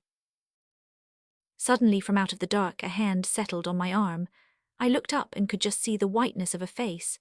Before I could speak, a voice said brokenly in a half-whisper, "Will you save me, Mr. Walton? But you're trembling, you are ill, you ought not to have come to me, I will get you something." And she moved to go, but I held her. All my trembling was gone in a moment. Her words, so careful of me even in her deep misery, went to my heart and gave me strength. The suppressed feelings of many months rushed to my lips. What I said I do not know, but I know that I told her I loved her. And I know that she did not draw her hand from mine when I said so. But ere I ceased came a revulsion of feeling. "Forgive me," I said, "I am selfishness itself to speak to you thus now, to take advantage of your misery to make you listen to mine. But at least, it will make you sure that if all I am, all I have will save you." "But I am saved already," she interposed. "If you love Mepher, I love you." And for some moments there were no words to speak. I stood holding her hand, conscious only of God and her. At last I said, "There is no time now but for action, nor do I see anything but to go with me at once. Will you come home to my sister, or I will take you wherever you please?"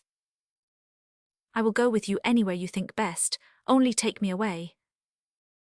"Put on your bonnet then and a warm cloak, and we will settle all about it as we go." She had scarcely left the room when Mrs. Oldcastle came to the door. "No lights here," she said. "Sarah, bring candles and tell Captain Everard when he will join us to come to the octagon room. Where can that little Judy be? The child gets more and more troublesome, I do think. I must take her in hand." I had been in great perplexity how to let her know that I was there. For to announce yourself to a lady by a voice out of the darkness of her boudoir, or to wait for candles to discover you where she thought she was quite alone neither, is a pleasant way of presenting yourself to her consciousness. But I was helped out of the beginning into the middle of my difficulties, once more by that blessed little Judy. I did not know she was in the room till I heard her voice, nor do I yet know how much she had heard of the conversation between her aunt and myself, for although I sometimes see her look roguish even now that she is a middle-aged woman with many children, when anything is said which might be supposed to have a possible reference to that night, I have never cared to ask her. "Here I am, Granny," said her voice, "but I won't be taken in hand by you or anyone else. I tell you that, so mind. And Mr. Walton is here too, and Aunt Ethelwyn is going out with him for a long walk." "What do you mean, you silly child?" "I mean what I say, and Miss Judy speaks the truth," fell together from her lips and mine. "Mr. Walton," began Mrs. Oldcastle, indignantly, "it is scarcely like a gentleman to come where you are not wanted." Here Judy interrupted her. "I beg your pardon, Granny, Mr. Walton was wanted, very much wanted. I went and fetched him." But Mrs. Oldcastle went on unheeding. And to be sitting in my room in the dark too. That couldn't be helped, Granny. Here comes Sarah with candles. Sarah, said Mrs. Oldcastle, ask Captain Everard to be kind enough to step this way. Yes, ma'am, answered Sarah, with an untranslatable look at me as she set down the candles. We could now see each other. Knowing words to be but idle breath, I would not complicate matters by speech but stood silent regarding Mrs. Oldcastle. She on her part 999, not flinch but returned my look with one both haughty and contemptuous. In a few moments Captain Everard entered, bowed slightly, and looked to Mrs. Oldcastle as if for an explanation, whereupon she spoke but to me. Mr. Walton, she said, will you explain to Captain Everard to what we owe the unexpected pleasure of a visit from you? Captain Everard has no claim to any explanation from me. To you, Mrs. Oldcastle, I would have answered, had you asked me, that I was waiting for Miss Oldcastle. Pray inform Miss Oldcastle, Judy, that Mr. Walton insists upon seeing her at once. That is quite unnecessary. Miss Oldcastle will be here presently, I said. Mrs. Oldcastle turned slightly livid with wrath. She was always white, as I have said. The change I can describe only by the word I have used, indicating a bluish darkening of the whiteness. She walked towards the door beside me. I stepped between her and it. Pardon me, Mrs. Oldcastle. That is the way to Miss Oldcastle's room. I am here to protect her. Without saying a word she turned and looked at Captain Everard. He advanced with a long stride of determination. But ere he reached me, the door behind me opened, and Miss Oldcastle appeared in her bonnet and shawl, carrying a small bag in her hand. Seeing how things were the moment she entered, she put her hand on my arm and stood fronting the enemy with me. Judy was on my right, her eyes flashing and her cheek as red as a peony, evidently prepared to do battle a tout outrance for her friends. Miss Oldcastle, go to your room instantly, I command you, said her mother, and she approached as if to remove her hand from my arm. I put my other arm between her and her daughter. No, Mrs. Oldcastle, I said. You have lost all a mother's rights by ceasing to behave like a mother. Miss Oldcastle will never more do anything in obedience to your commands, whatever she may do in compliance with your wishes.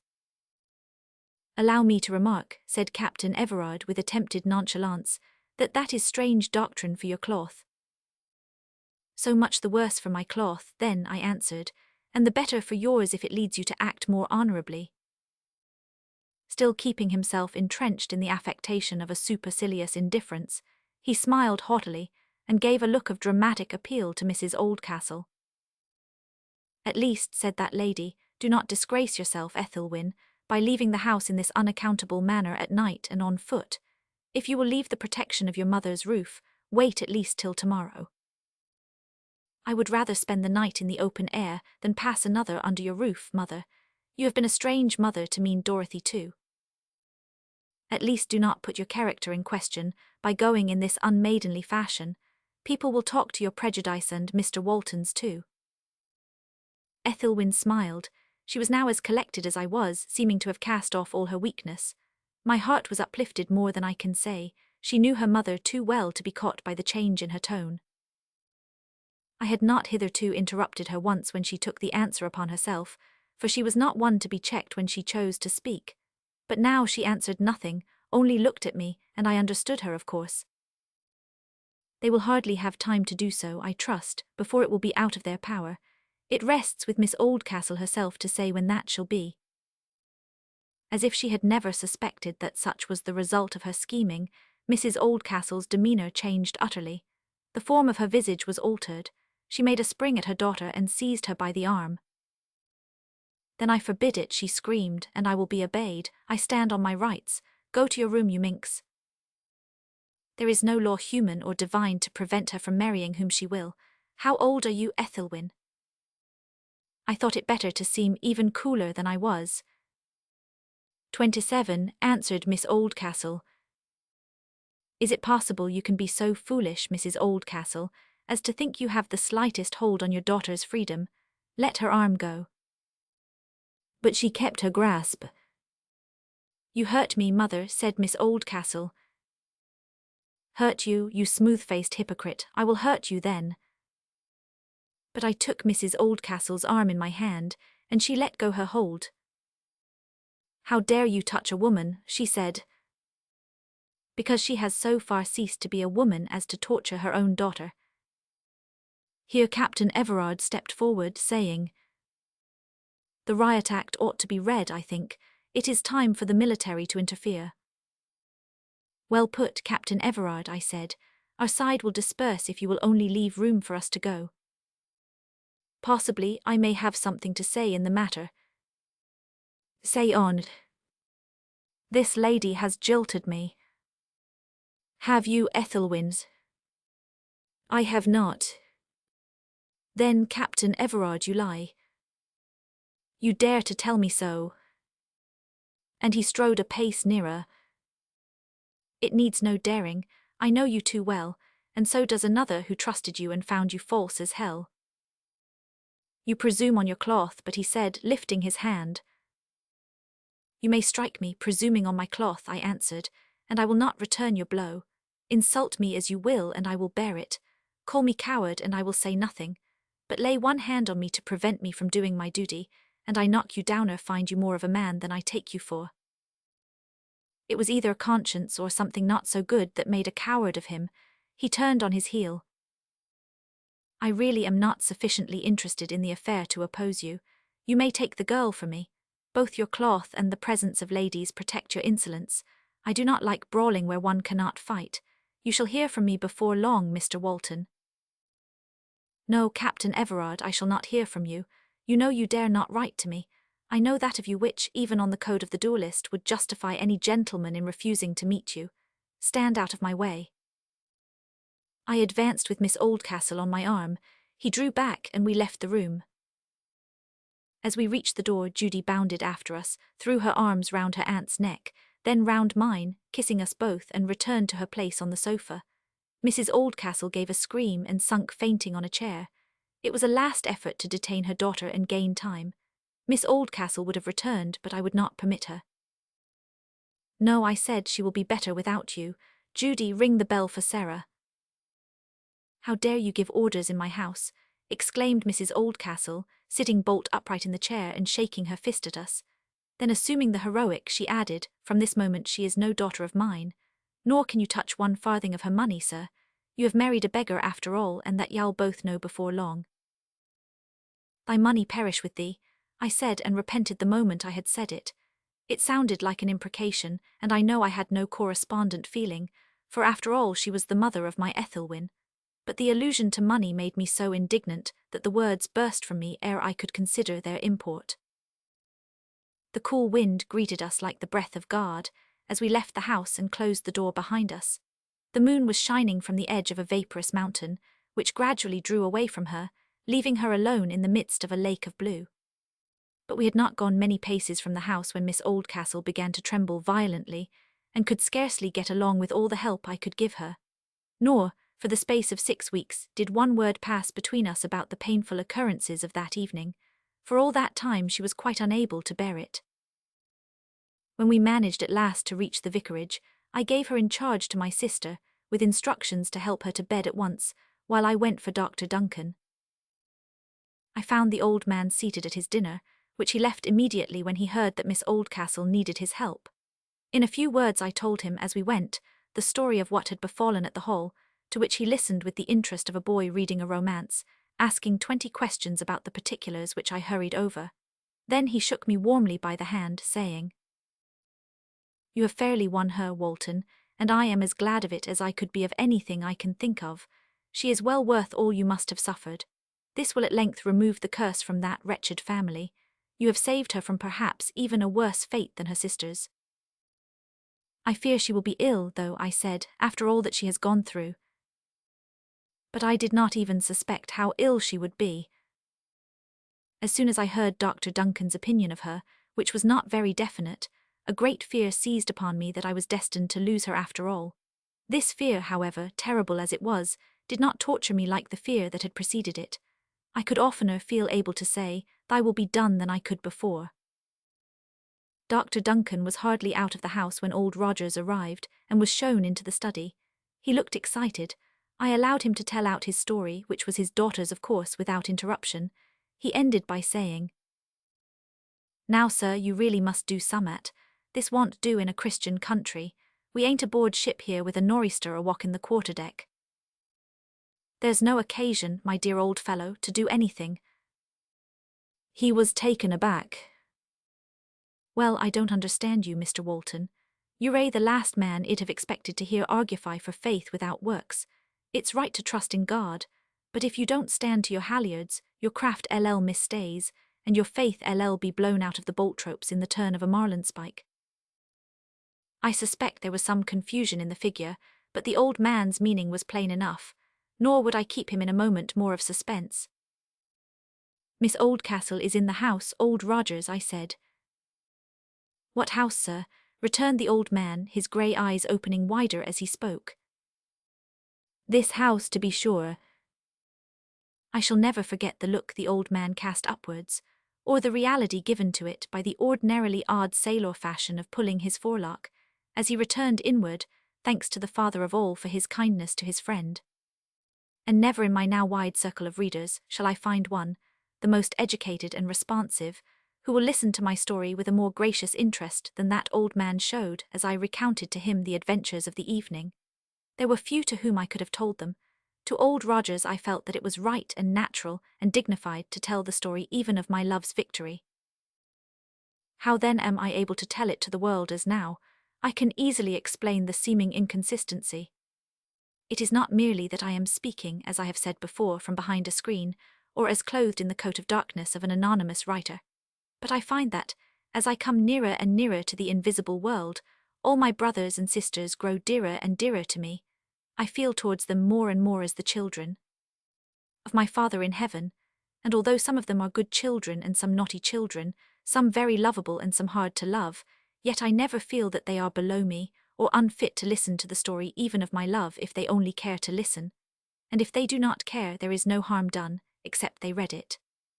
Even should they and then scoff at what seemed and seems to me the precious story, I have these defences. First, that it was not for them that I cast forth my precious pearls, for precious to me is the significance of every fact in my history, not that it is mine, for I have only been as clay in the hands of the potter, but that it is God's, who made my history as it seemed and was good to him. And second, that even should they trample them under their feet, they cannot well get at me to rend me. And more, the nearer I come to the region beyond, the more I feel that in that land a man needs not shrink from uttering his deepest thoughts, inasmuch as he that understands them not will not therefore revile him. But you are not there yet. You are in the land in which the brother speaketh evil of that which he understandeth not. True, friend, too true. But I only do as Dr. Donne did in writing that poem in his sickness, when he thought he was near to the world of which we speak. I rehearse now that I may find it easier then. Since I am coming to that holy room, where with the choir of saints for evermore I shall be made thy music, as I come, I tune the instrument here at the door. And what I must do then think here before. When Rogers had thanked God, he rose, took my hand and said, Mr. Walton, you will preach now. I thank God for the good we shall all get from the trouble you have gone through. I ought to be the better for it, I answered. You will be the better for it, he returned. I believe I've always been the better for any trouble as ever I had to go through with. I couldn't quite say the same for every bit of good luck I had. Leastways, I consider trouble the best luck a man can have. And I wish you a good night, sir. Thank God, again. But, Rogers, you don't mean it would be good for us to have bad luck always, do you? You shouldn't be pleased at what's come to me now in that case. No, sir, certainly not. How can you say, then, that bad luck is the best luck?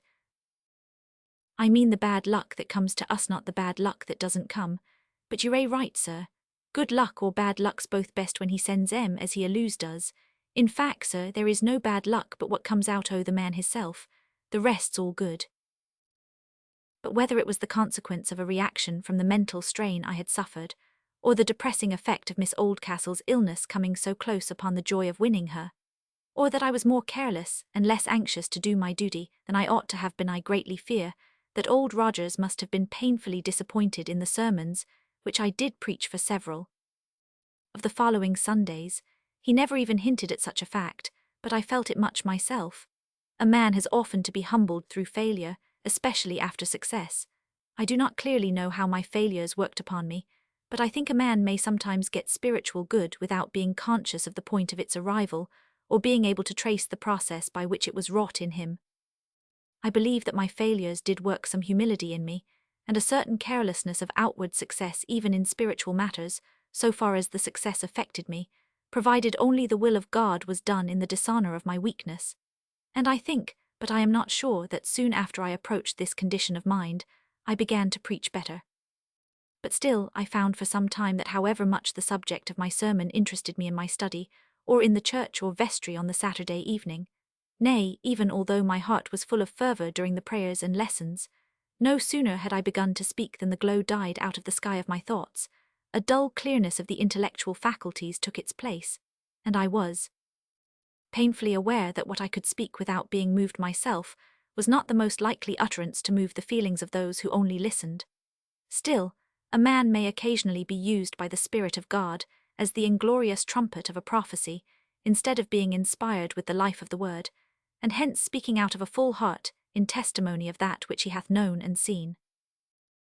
I hardly remember when or how I came upon the plan, but now, as often as I find myself in such a condition, I turn away from any attempt to produce a sermon, and taking up one of the sayings of our Lord which he himself has said are spirit and are life, I labour simply to make the people see in it what I see in it, and when I find that thus my own heart is warmed, I am justified in the hope that the hearts of some at least of my hearers are thereby warmed likewise.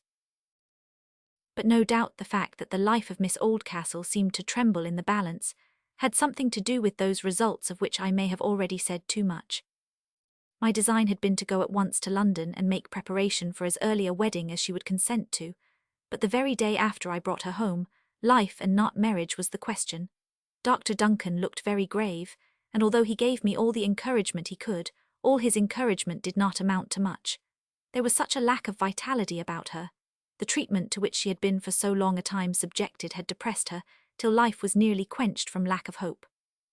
Nor did the sudden change seem able to restore the healthy action of what the old physicians called the animal spirits.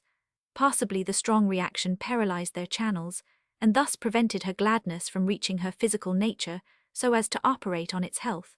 Her whole complaint appeared in excessive weakness.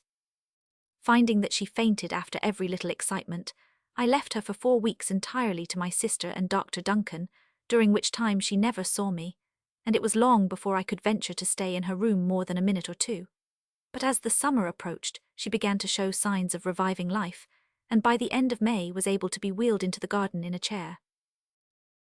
During her aunt's illness, Judy came often to the vicarage, but Miss Oldcastle was unable to see her any more than myself without the painful consequence which I have mentioned, so the dear child always came to me in the study, and through her endless vivacity infected me with some of her hope, for she had no fears whatever about her aunt's recovery. I had had some painful apprehensions as to the treatment Judy herself might meet with from her grandmother, and had been doubtful whether I ought not to have carried her off as well as her aunt. But the first time she came, which was the next day, she set my mind at rest on that subject. "But does your granny know where you are come?" I had asked her. "So well, Mr. Walton," she replied, that there was no occasion to tell her. "Why shouldn't I rebel as well as Aunt Winnie, I wonder?" she added, looking archness itself. "How does she bear it?" "Bear what, Mr. Walton?" "The loss of your aunt." "You don't think Granny cares about that, do you? She's vexed enough at the loss of Captain Everard. Do you know, I think he had too much wine yesterday, or he wouldn't have made quite such a fool of himself." "I fear he hadn't had quite enough to give him courage, Judy. I dare say he was brave enough once, but a bad conscience soon destroys a man's courage." "Why do you call it a bad conscience, Mr. Walton? I should have thought that a bad conscience was one that would let a girl go on anyhow, and say nothing about it to make her uncomfortable." "You are quite right, Judy. That is the worst kind of conscience, certainly. But tell me, how does Mrs. Oldcastle bear it?" "You asked me that already." Somehow Judy's words always seem more pert upon paper than they did upon her lips. Her naivete, the twinkling light in her eyes, and the smile flitting about her mouth, always modified greatly the expression of her words. "Granny never says a word about you or Auntie either." "But you said she was vexed. How do you know that?" because ever since the captain went away this morning, she won't speak a word to Sarah even. Are you not afraid of her locking you up some day or other? Not a bit of it. Granny won't touch me, and you shouldn't tempt me to run away from her like Auntie. I won't. Granny is a naughty old lady, and I don't believe anybody loves her but Menot Sarah, I am certain. Therefore I can't leave her, and I won't leave her, Mr. Walton, whatever you may say about her. Indeed, I don't want you to leave her, Judy. And Judy did not leave her as long as she lived, and the old lady's love to that child was at least one redeeming point in her fierce character.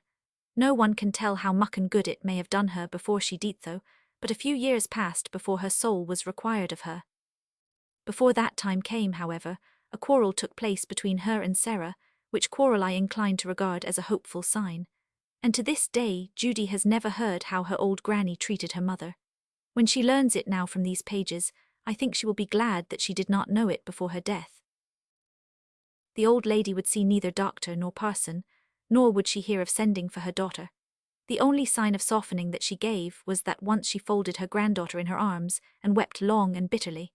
Perhaps the thought of her dying child came back upon her, along with the reflection that the only friend she had was the child of that marriage which she had persecuted to dissolution. My reader will perceive that this part of my story is drawing to a close. It embraces but a brief period of my life, and I have plenty more behind not altogether unworthy of record. But the portions of any man's life most generally interesting are those in which, while the outward history is most stirring, it derives its chief significance from accompanying conflict within. It is not the rapid change of events, or the unusual concourse of circumstances that alone can interest the thoughtful mind, while, on the other hand, internal change and tumult can be ill set forth to the reader, save they be accompanied, and in part at least, occasioned by outward events capable of embodying and elucidating the things that are of themselves unseen. For man's life ought to be a whole, and not to mention the spiritual necessities of our nature leave the fact alone that a man is a mere thing of shreds and patches, until his heart is united, as the psalmist says, to fear the name of God to leave these considerations aside. I say, no man's life is fit for representation as a work of art save in proportion as there has been a significant relation between his outer and inner life, a visible outcome of some sort of harmony between them. Therefore I chose the portion in which I had suffered most, and in which the outward occurrences of my own life had been most interesting, for the fullest representation, while I reserve for a more occasional and fragmentary record many things in the way of experience, thought, observation, and facts in the history both of myself and individuals of my flock, which admit of, and indeed require, a more individual treatment than would be altogether suitable to a continuous story.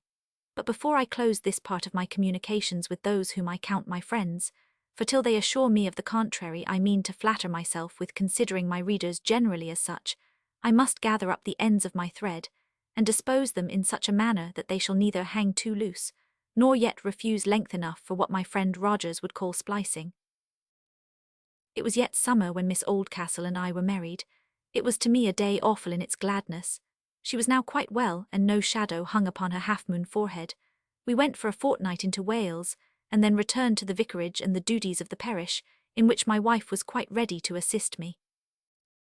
Perhaps it would help the wives of some clergymen out of some difficulties, and be their protection against some reproaches, if they would at once take the position with regard to the parishioners which Mrs. Walton took, namely, that of their servant, but not in her own right in her husband's. She saw and told them so, that the best thing she could do for them was to help me, that she held no office whatever in the parish, and they must apply to me when anything went amiss. Had she not constantly refused to be a judge or a divider, she would have been constantly troubled with quarrels too paltry to be referred to me, and which were the sooner forgotten that the litigants were not drawn on further and further into the desert of dispute by the mirage of a justice that could quench no thirst. Only when any such affair was brought before me, did she use her good offices to bring about a right feeling between the contending parties, generally next-door neighbours, and mostly women, who, being at home all day, found their rights clash in a manner that seldom happened with those that worked in the fields. Whatever her counsel could do, however, had full scope through me, who earnestly sought it, and whatever she gave the poor, she gave as a private person, out of her own pocket. She never administered the communion offering, that is, after finding out, as she soon did, that it was a source of endless dispute between some of the recipients, who regarded it as their common property, and were never satisfied with what they received. This is the case in many country parishes, I fear.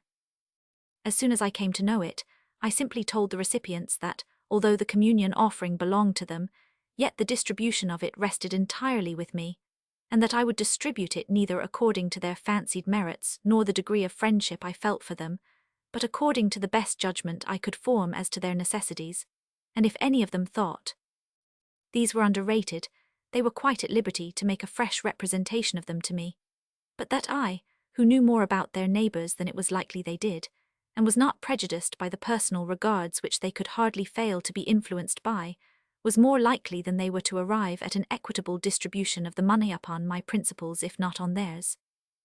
And at the same time, I tried to show them that a very great part of the disputes in the world came from our having a very keen feeling of our own troubles, and a very dull feeling of our neighbours', for if the case was reversed, and our neighbours' condition became ours, 10 to 1 our judgment would be reversed likewise, and I think some of them got some sense out of what I said.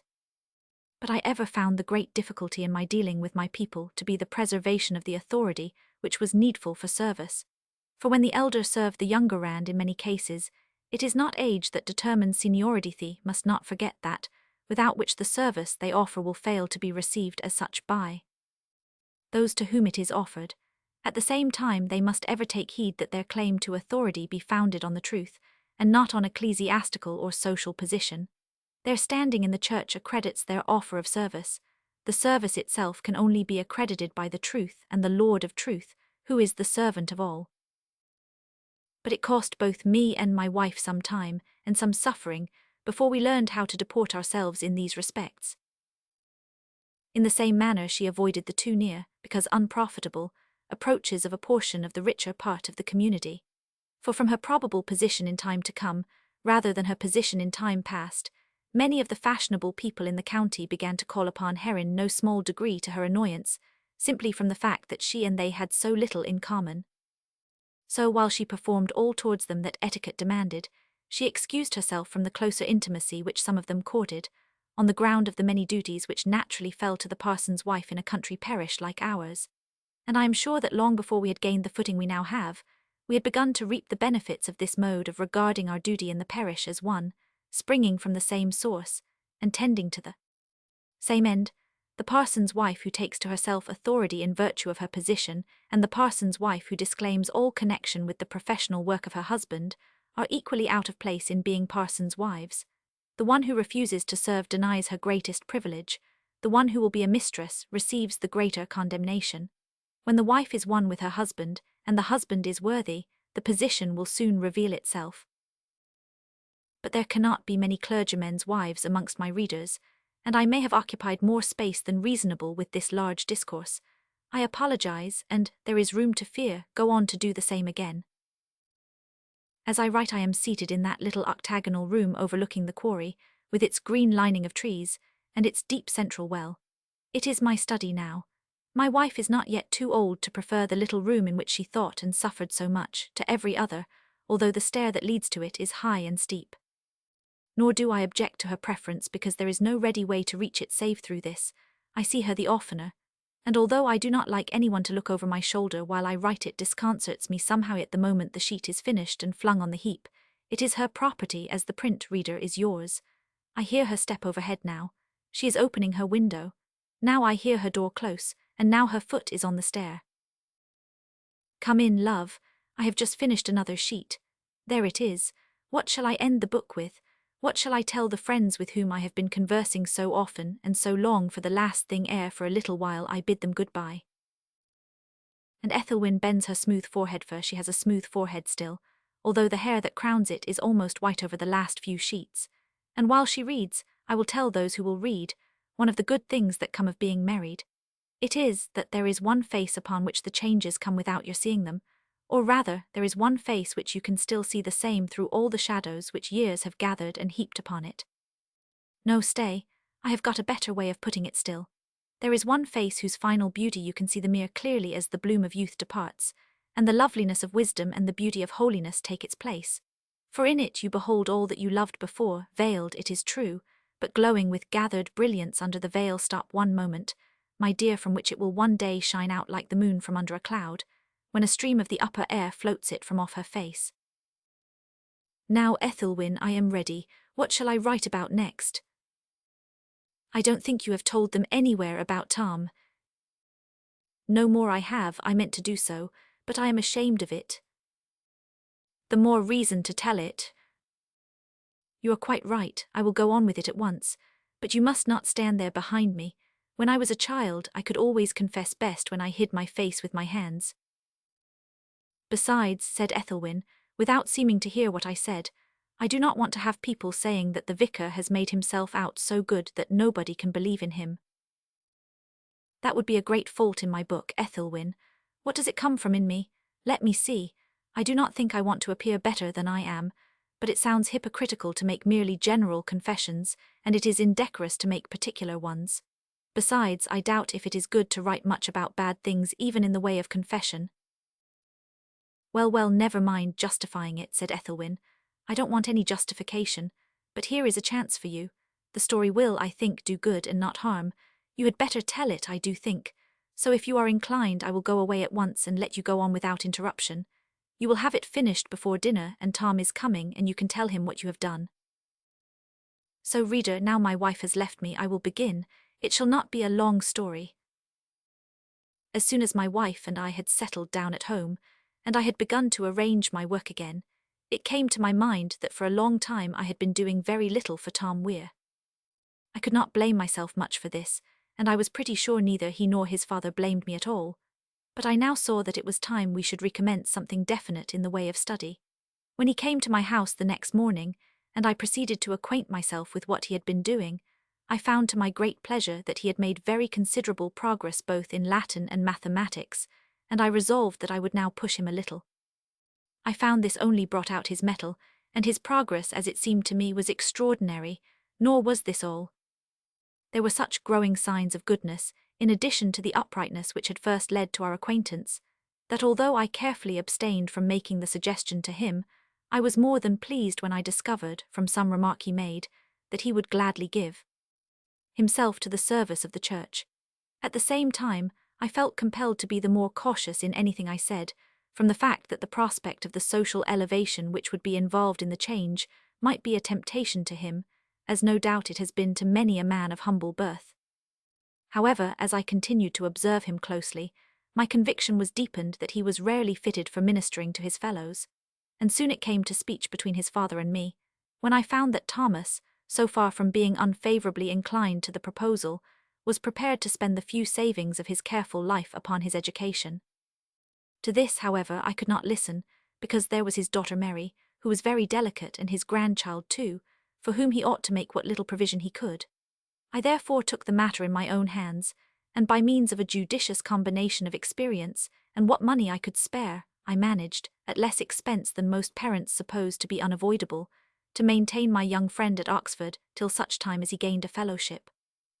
I felt justified in doing so in part from the fact that some day or other Mrs. Walton would inherit the Oldcastle property, as well as come into possession of certain moneys of her own, now in the trust of her mother and two gentlemen in London, which would be nearly sufficient to free the estate from encumbrance, although she could not touch it as long as her mother lived and chose to refuse her the use of it, at least without a lawsuit, with which neither of us was inclined to have anything to do.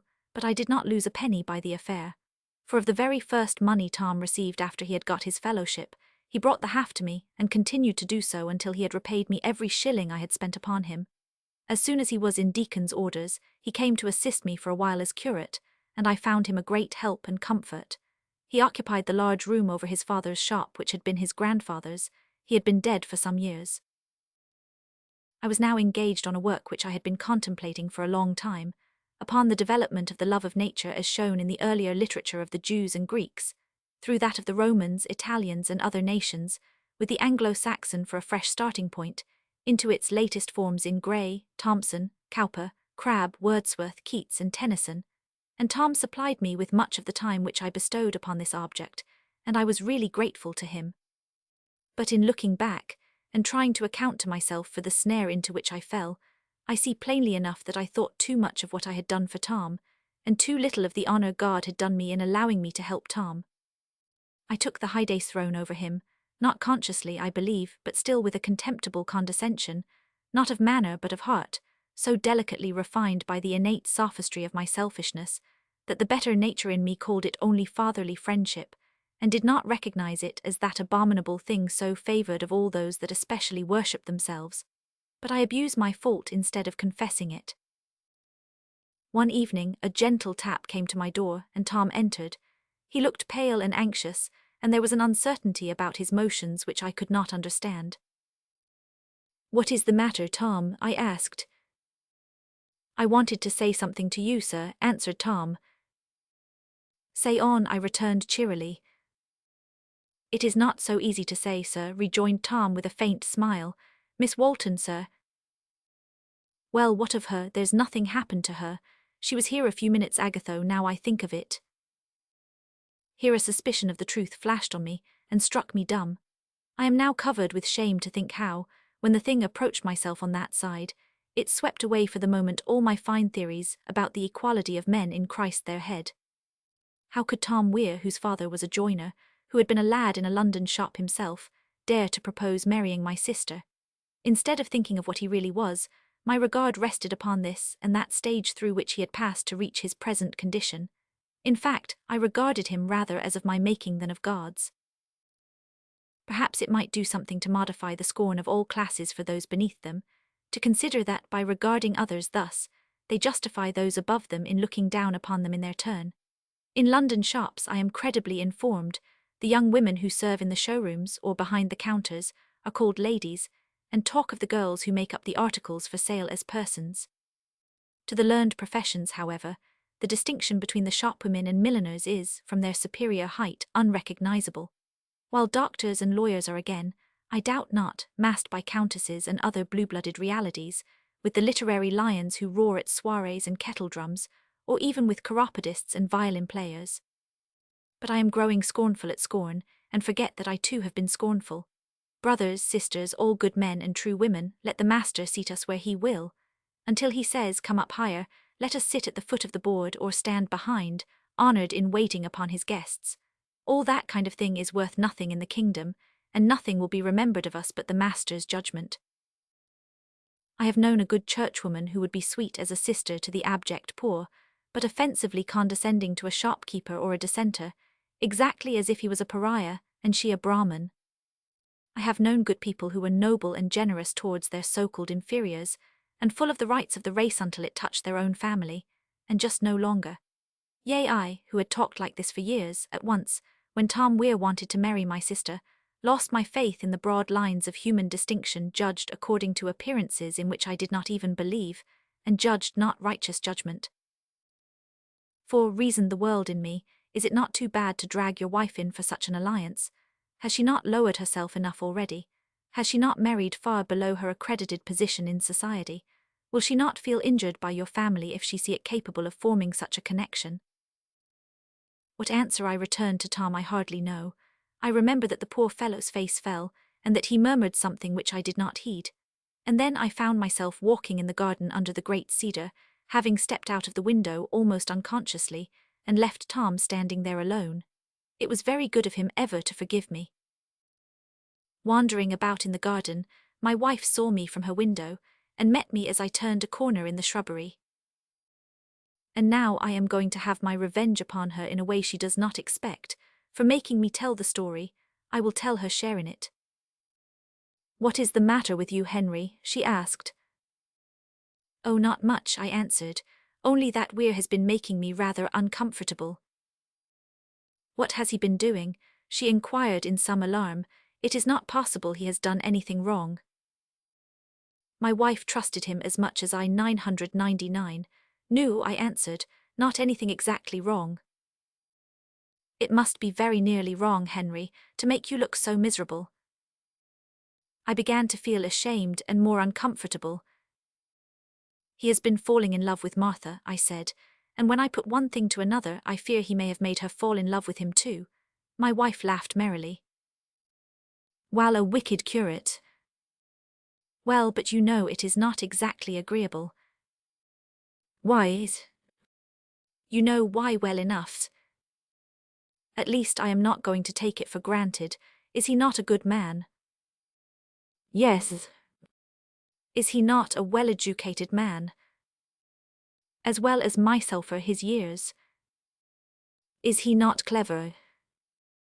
One of the cleverest fellows I ever met. Is he not a gentleman? I have not a fault to find with his manners. Nor with his habits, my wife went on. No. Nor with his ways of thinking. No, but Ethelwyn, you know what I mean quite well. His family, you know. Well, is his father not a respectable man? Oh yes, certainly, thoroughly respectable. He wouldn't borrow money of his tailor instead of paying for his clothes, would he? Certainly not. And if he were to die today, he would carry no debts to heaven with him. I believe not. Does he bear false witness against his neighbour? No, he scorns a lie as much as any man I ever knew. Which of the commandments is it in particular that he breaks, then? None that I know of, excepting that no one can keep them, yet that is only human. He tries to keep every one of them, I do believe. Well, I think Tom very fortunate in having such a father. I wish my mother had been as good. That is all true, and yet, suppose a young man you liked had had a fashionable father who had ruined half a score of tradespeople. By his extravagance would you object to him because of his family? Perhaps not. Then with you, position outweighs honesty and fathers at least. To this I was not ready with an answer, and my wife went on. It might be reasonable if you did, though, from fear lest he should turn out like his father. But do you know why I would not accept your offer of taking my name when I should succeed to the property? You said you liked mine better, I answered. So I 999. But I did not tell you that I was ashamed that my good husband should take a name which for centuries had been borne by hard-hearted, worldly-minded people, who, to speak the truth of my ancestors to my husband, were neither gentle nor honest, nor high-minded. Still, Ethelwyn, you know there is something in it, though it is not so easy to say what, and you avoid that. I suppose Martha has been talking you over to her side.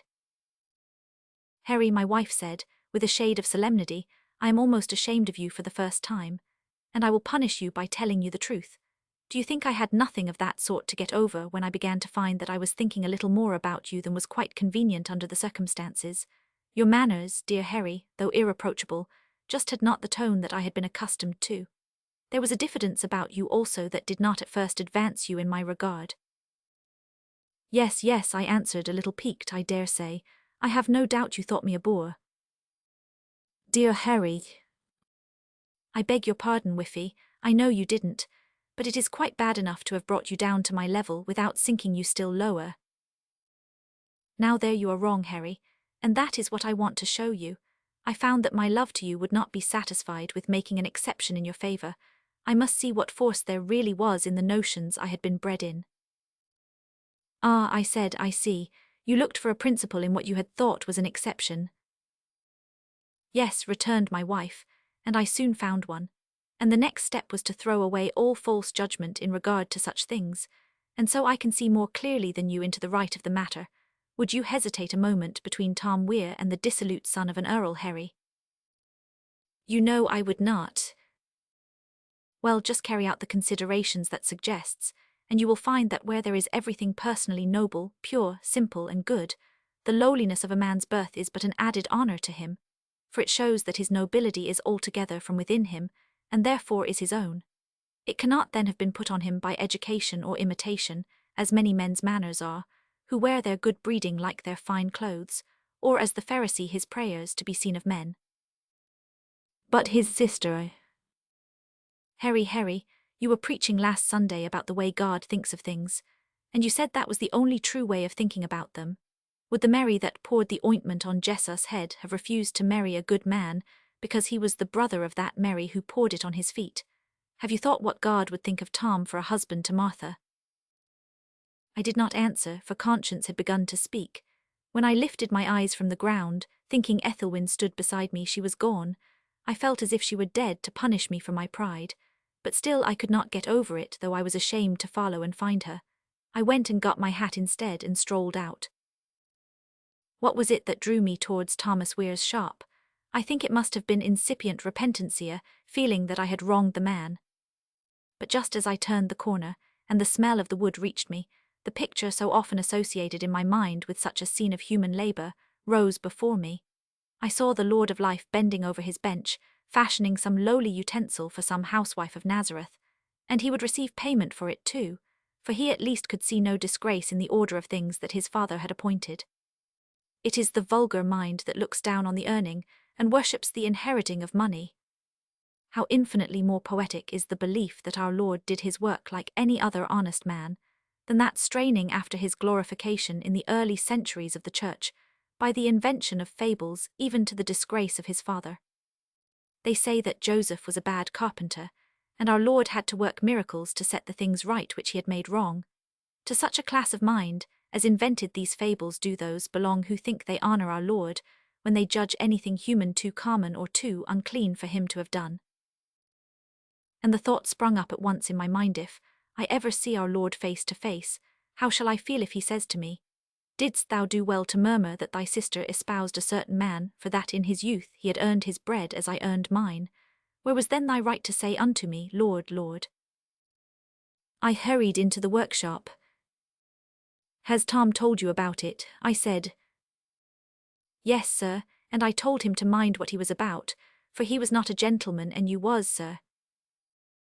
"I hope I am, and Tom is as much a gentleman as I have any claim to be." Thomas Weir held out his hand. "Now, sir, I do believe you mean in my shop what you say in your pulpit, and there is one Christian in the world at least, but what will your good lady say? She's higher born than yowner offence, sir." "Ah, Thomas, you shame me. I am not so good as you think me. It was my wife that brought me to reason about it." "God bless her." "Amen, I am going to find Tom." At the same moment Tom entered the shop, with a very melancholy face. He started when he saw me and looked confused. "Tom, my boy," I said, "I behaved very badly to you. I am sorry for it. Come back with me and have a walk with my sister. I don't think she'll be sorry to see you." His face brightened up at once, and we left the shop together. Evidently with a great effort Tom was the first to speak. "I know, sir, how many difficulties my presumption must put you in." "Not another word about it, Tom. You are blameless. I wish I were. If we only act as God would have us, other considerations may look after themselves, or rather, he will look after them. The world will never be right till the mind of God is the measure of things, and the will of God the law of things. In the kingdom of heaven nothing else is acknowledged. Until that kingdom come, the mind and will of God must, with those that look for that kingdom, override every other way of thinking, feeling, and judging. I see it more plainly than ever I 999. Take my sister in God's name, Tom, and be good to her." Tom went to find Martha, and I to find Ethelwyn. "It is all right," I said, "even to the shame I feel at having needed your reproof." "Don't think of that. God gives us all time to come to our right minds, you know," answered my wife. "But how did you get on so far ahead of me, Whiffy?" Ethelwyn laughed. "Why," she said, "I only told you back again what you have been telling me for the last 7 or 8 years." So to me the message had come first, but my wife had answered first with the deed. "And now I have had my revenge on her. Next to her and my children, Tom has been my greatest comfort for many years. He is still my curate, and I do not think we shall part till death part us for a time. My sister is worth twice what she was before, though they have no children. We have many, and they have taught me much. Thomas Weir is now too old to work any longer. He occupies his father's chair in the large room of the old house. The workshop I have had turned into a schoolroom, of the external condition of which his daughter takes good care, while a great part of her brother Tom's time is devoted to the children, for he and I agree that, where it can be done, the pastoral care ought to be at least equally divided between the sheep and the lambs. For the sooner the children are brought under right influences, I do not mean a great deal of religious speech, but the right influences of truth and honesty, and an evident regard to what God wants of us. Not only are they the more easily wrought upon, but the sooner do they recognize those influences as right and good. And while Tom quite agrees with me that there must not be much talk about religion, he thinks that there must be just the more acting upon religion, and that if it be everywhere at hand in all things taught and done, it will be ready to show itself to everyone who looks for it. And besides that action is more powerful than speech in the inculcation of religion, Tom says there is no such corrective of sectarianism of every kind as the repression of speech and the encouragement of action. Besides being a great help to me and everybody else almost in Marshmallows, Tom has distinguished himself in the literary world, and when I read his books I am yet prouder of my brother-in-law. I am only afraid that Martha is not good enough for him, but she certainly improves, as I have said already. Jane Rogers was married to young Brownrigg about a year after we were married. The old man is all but confined to the chimney corner now, and Richard manages the farm, though not quite to his father's satisfaction, of course. But they are doing well notwithstanding. The old mill has been superseded by one of new and rare device built by Richard, but the old cottage where his wife's parents lived has slowly mouldered back to the dust. For the old people have been dead for many years.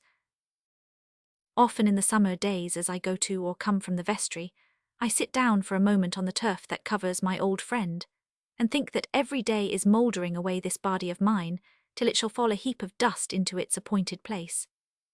But what is that to me?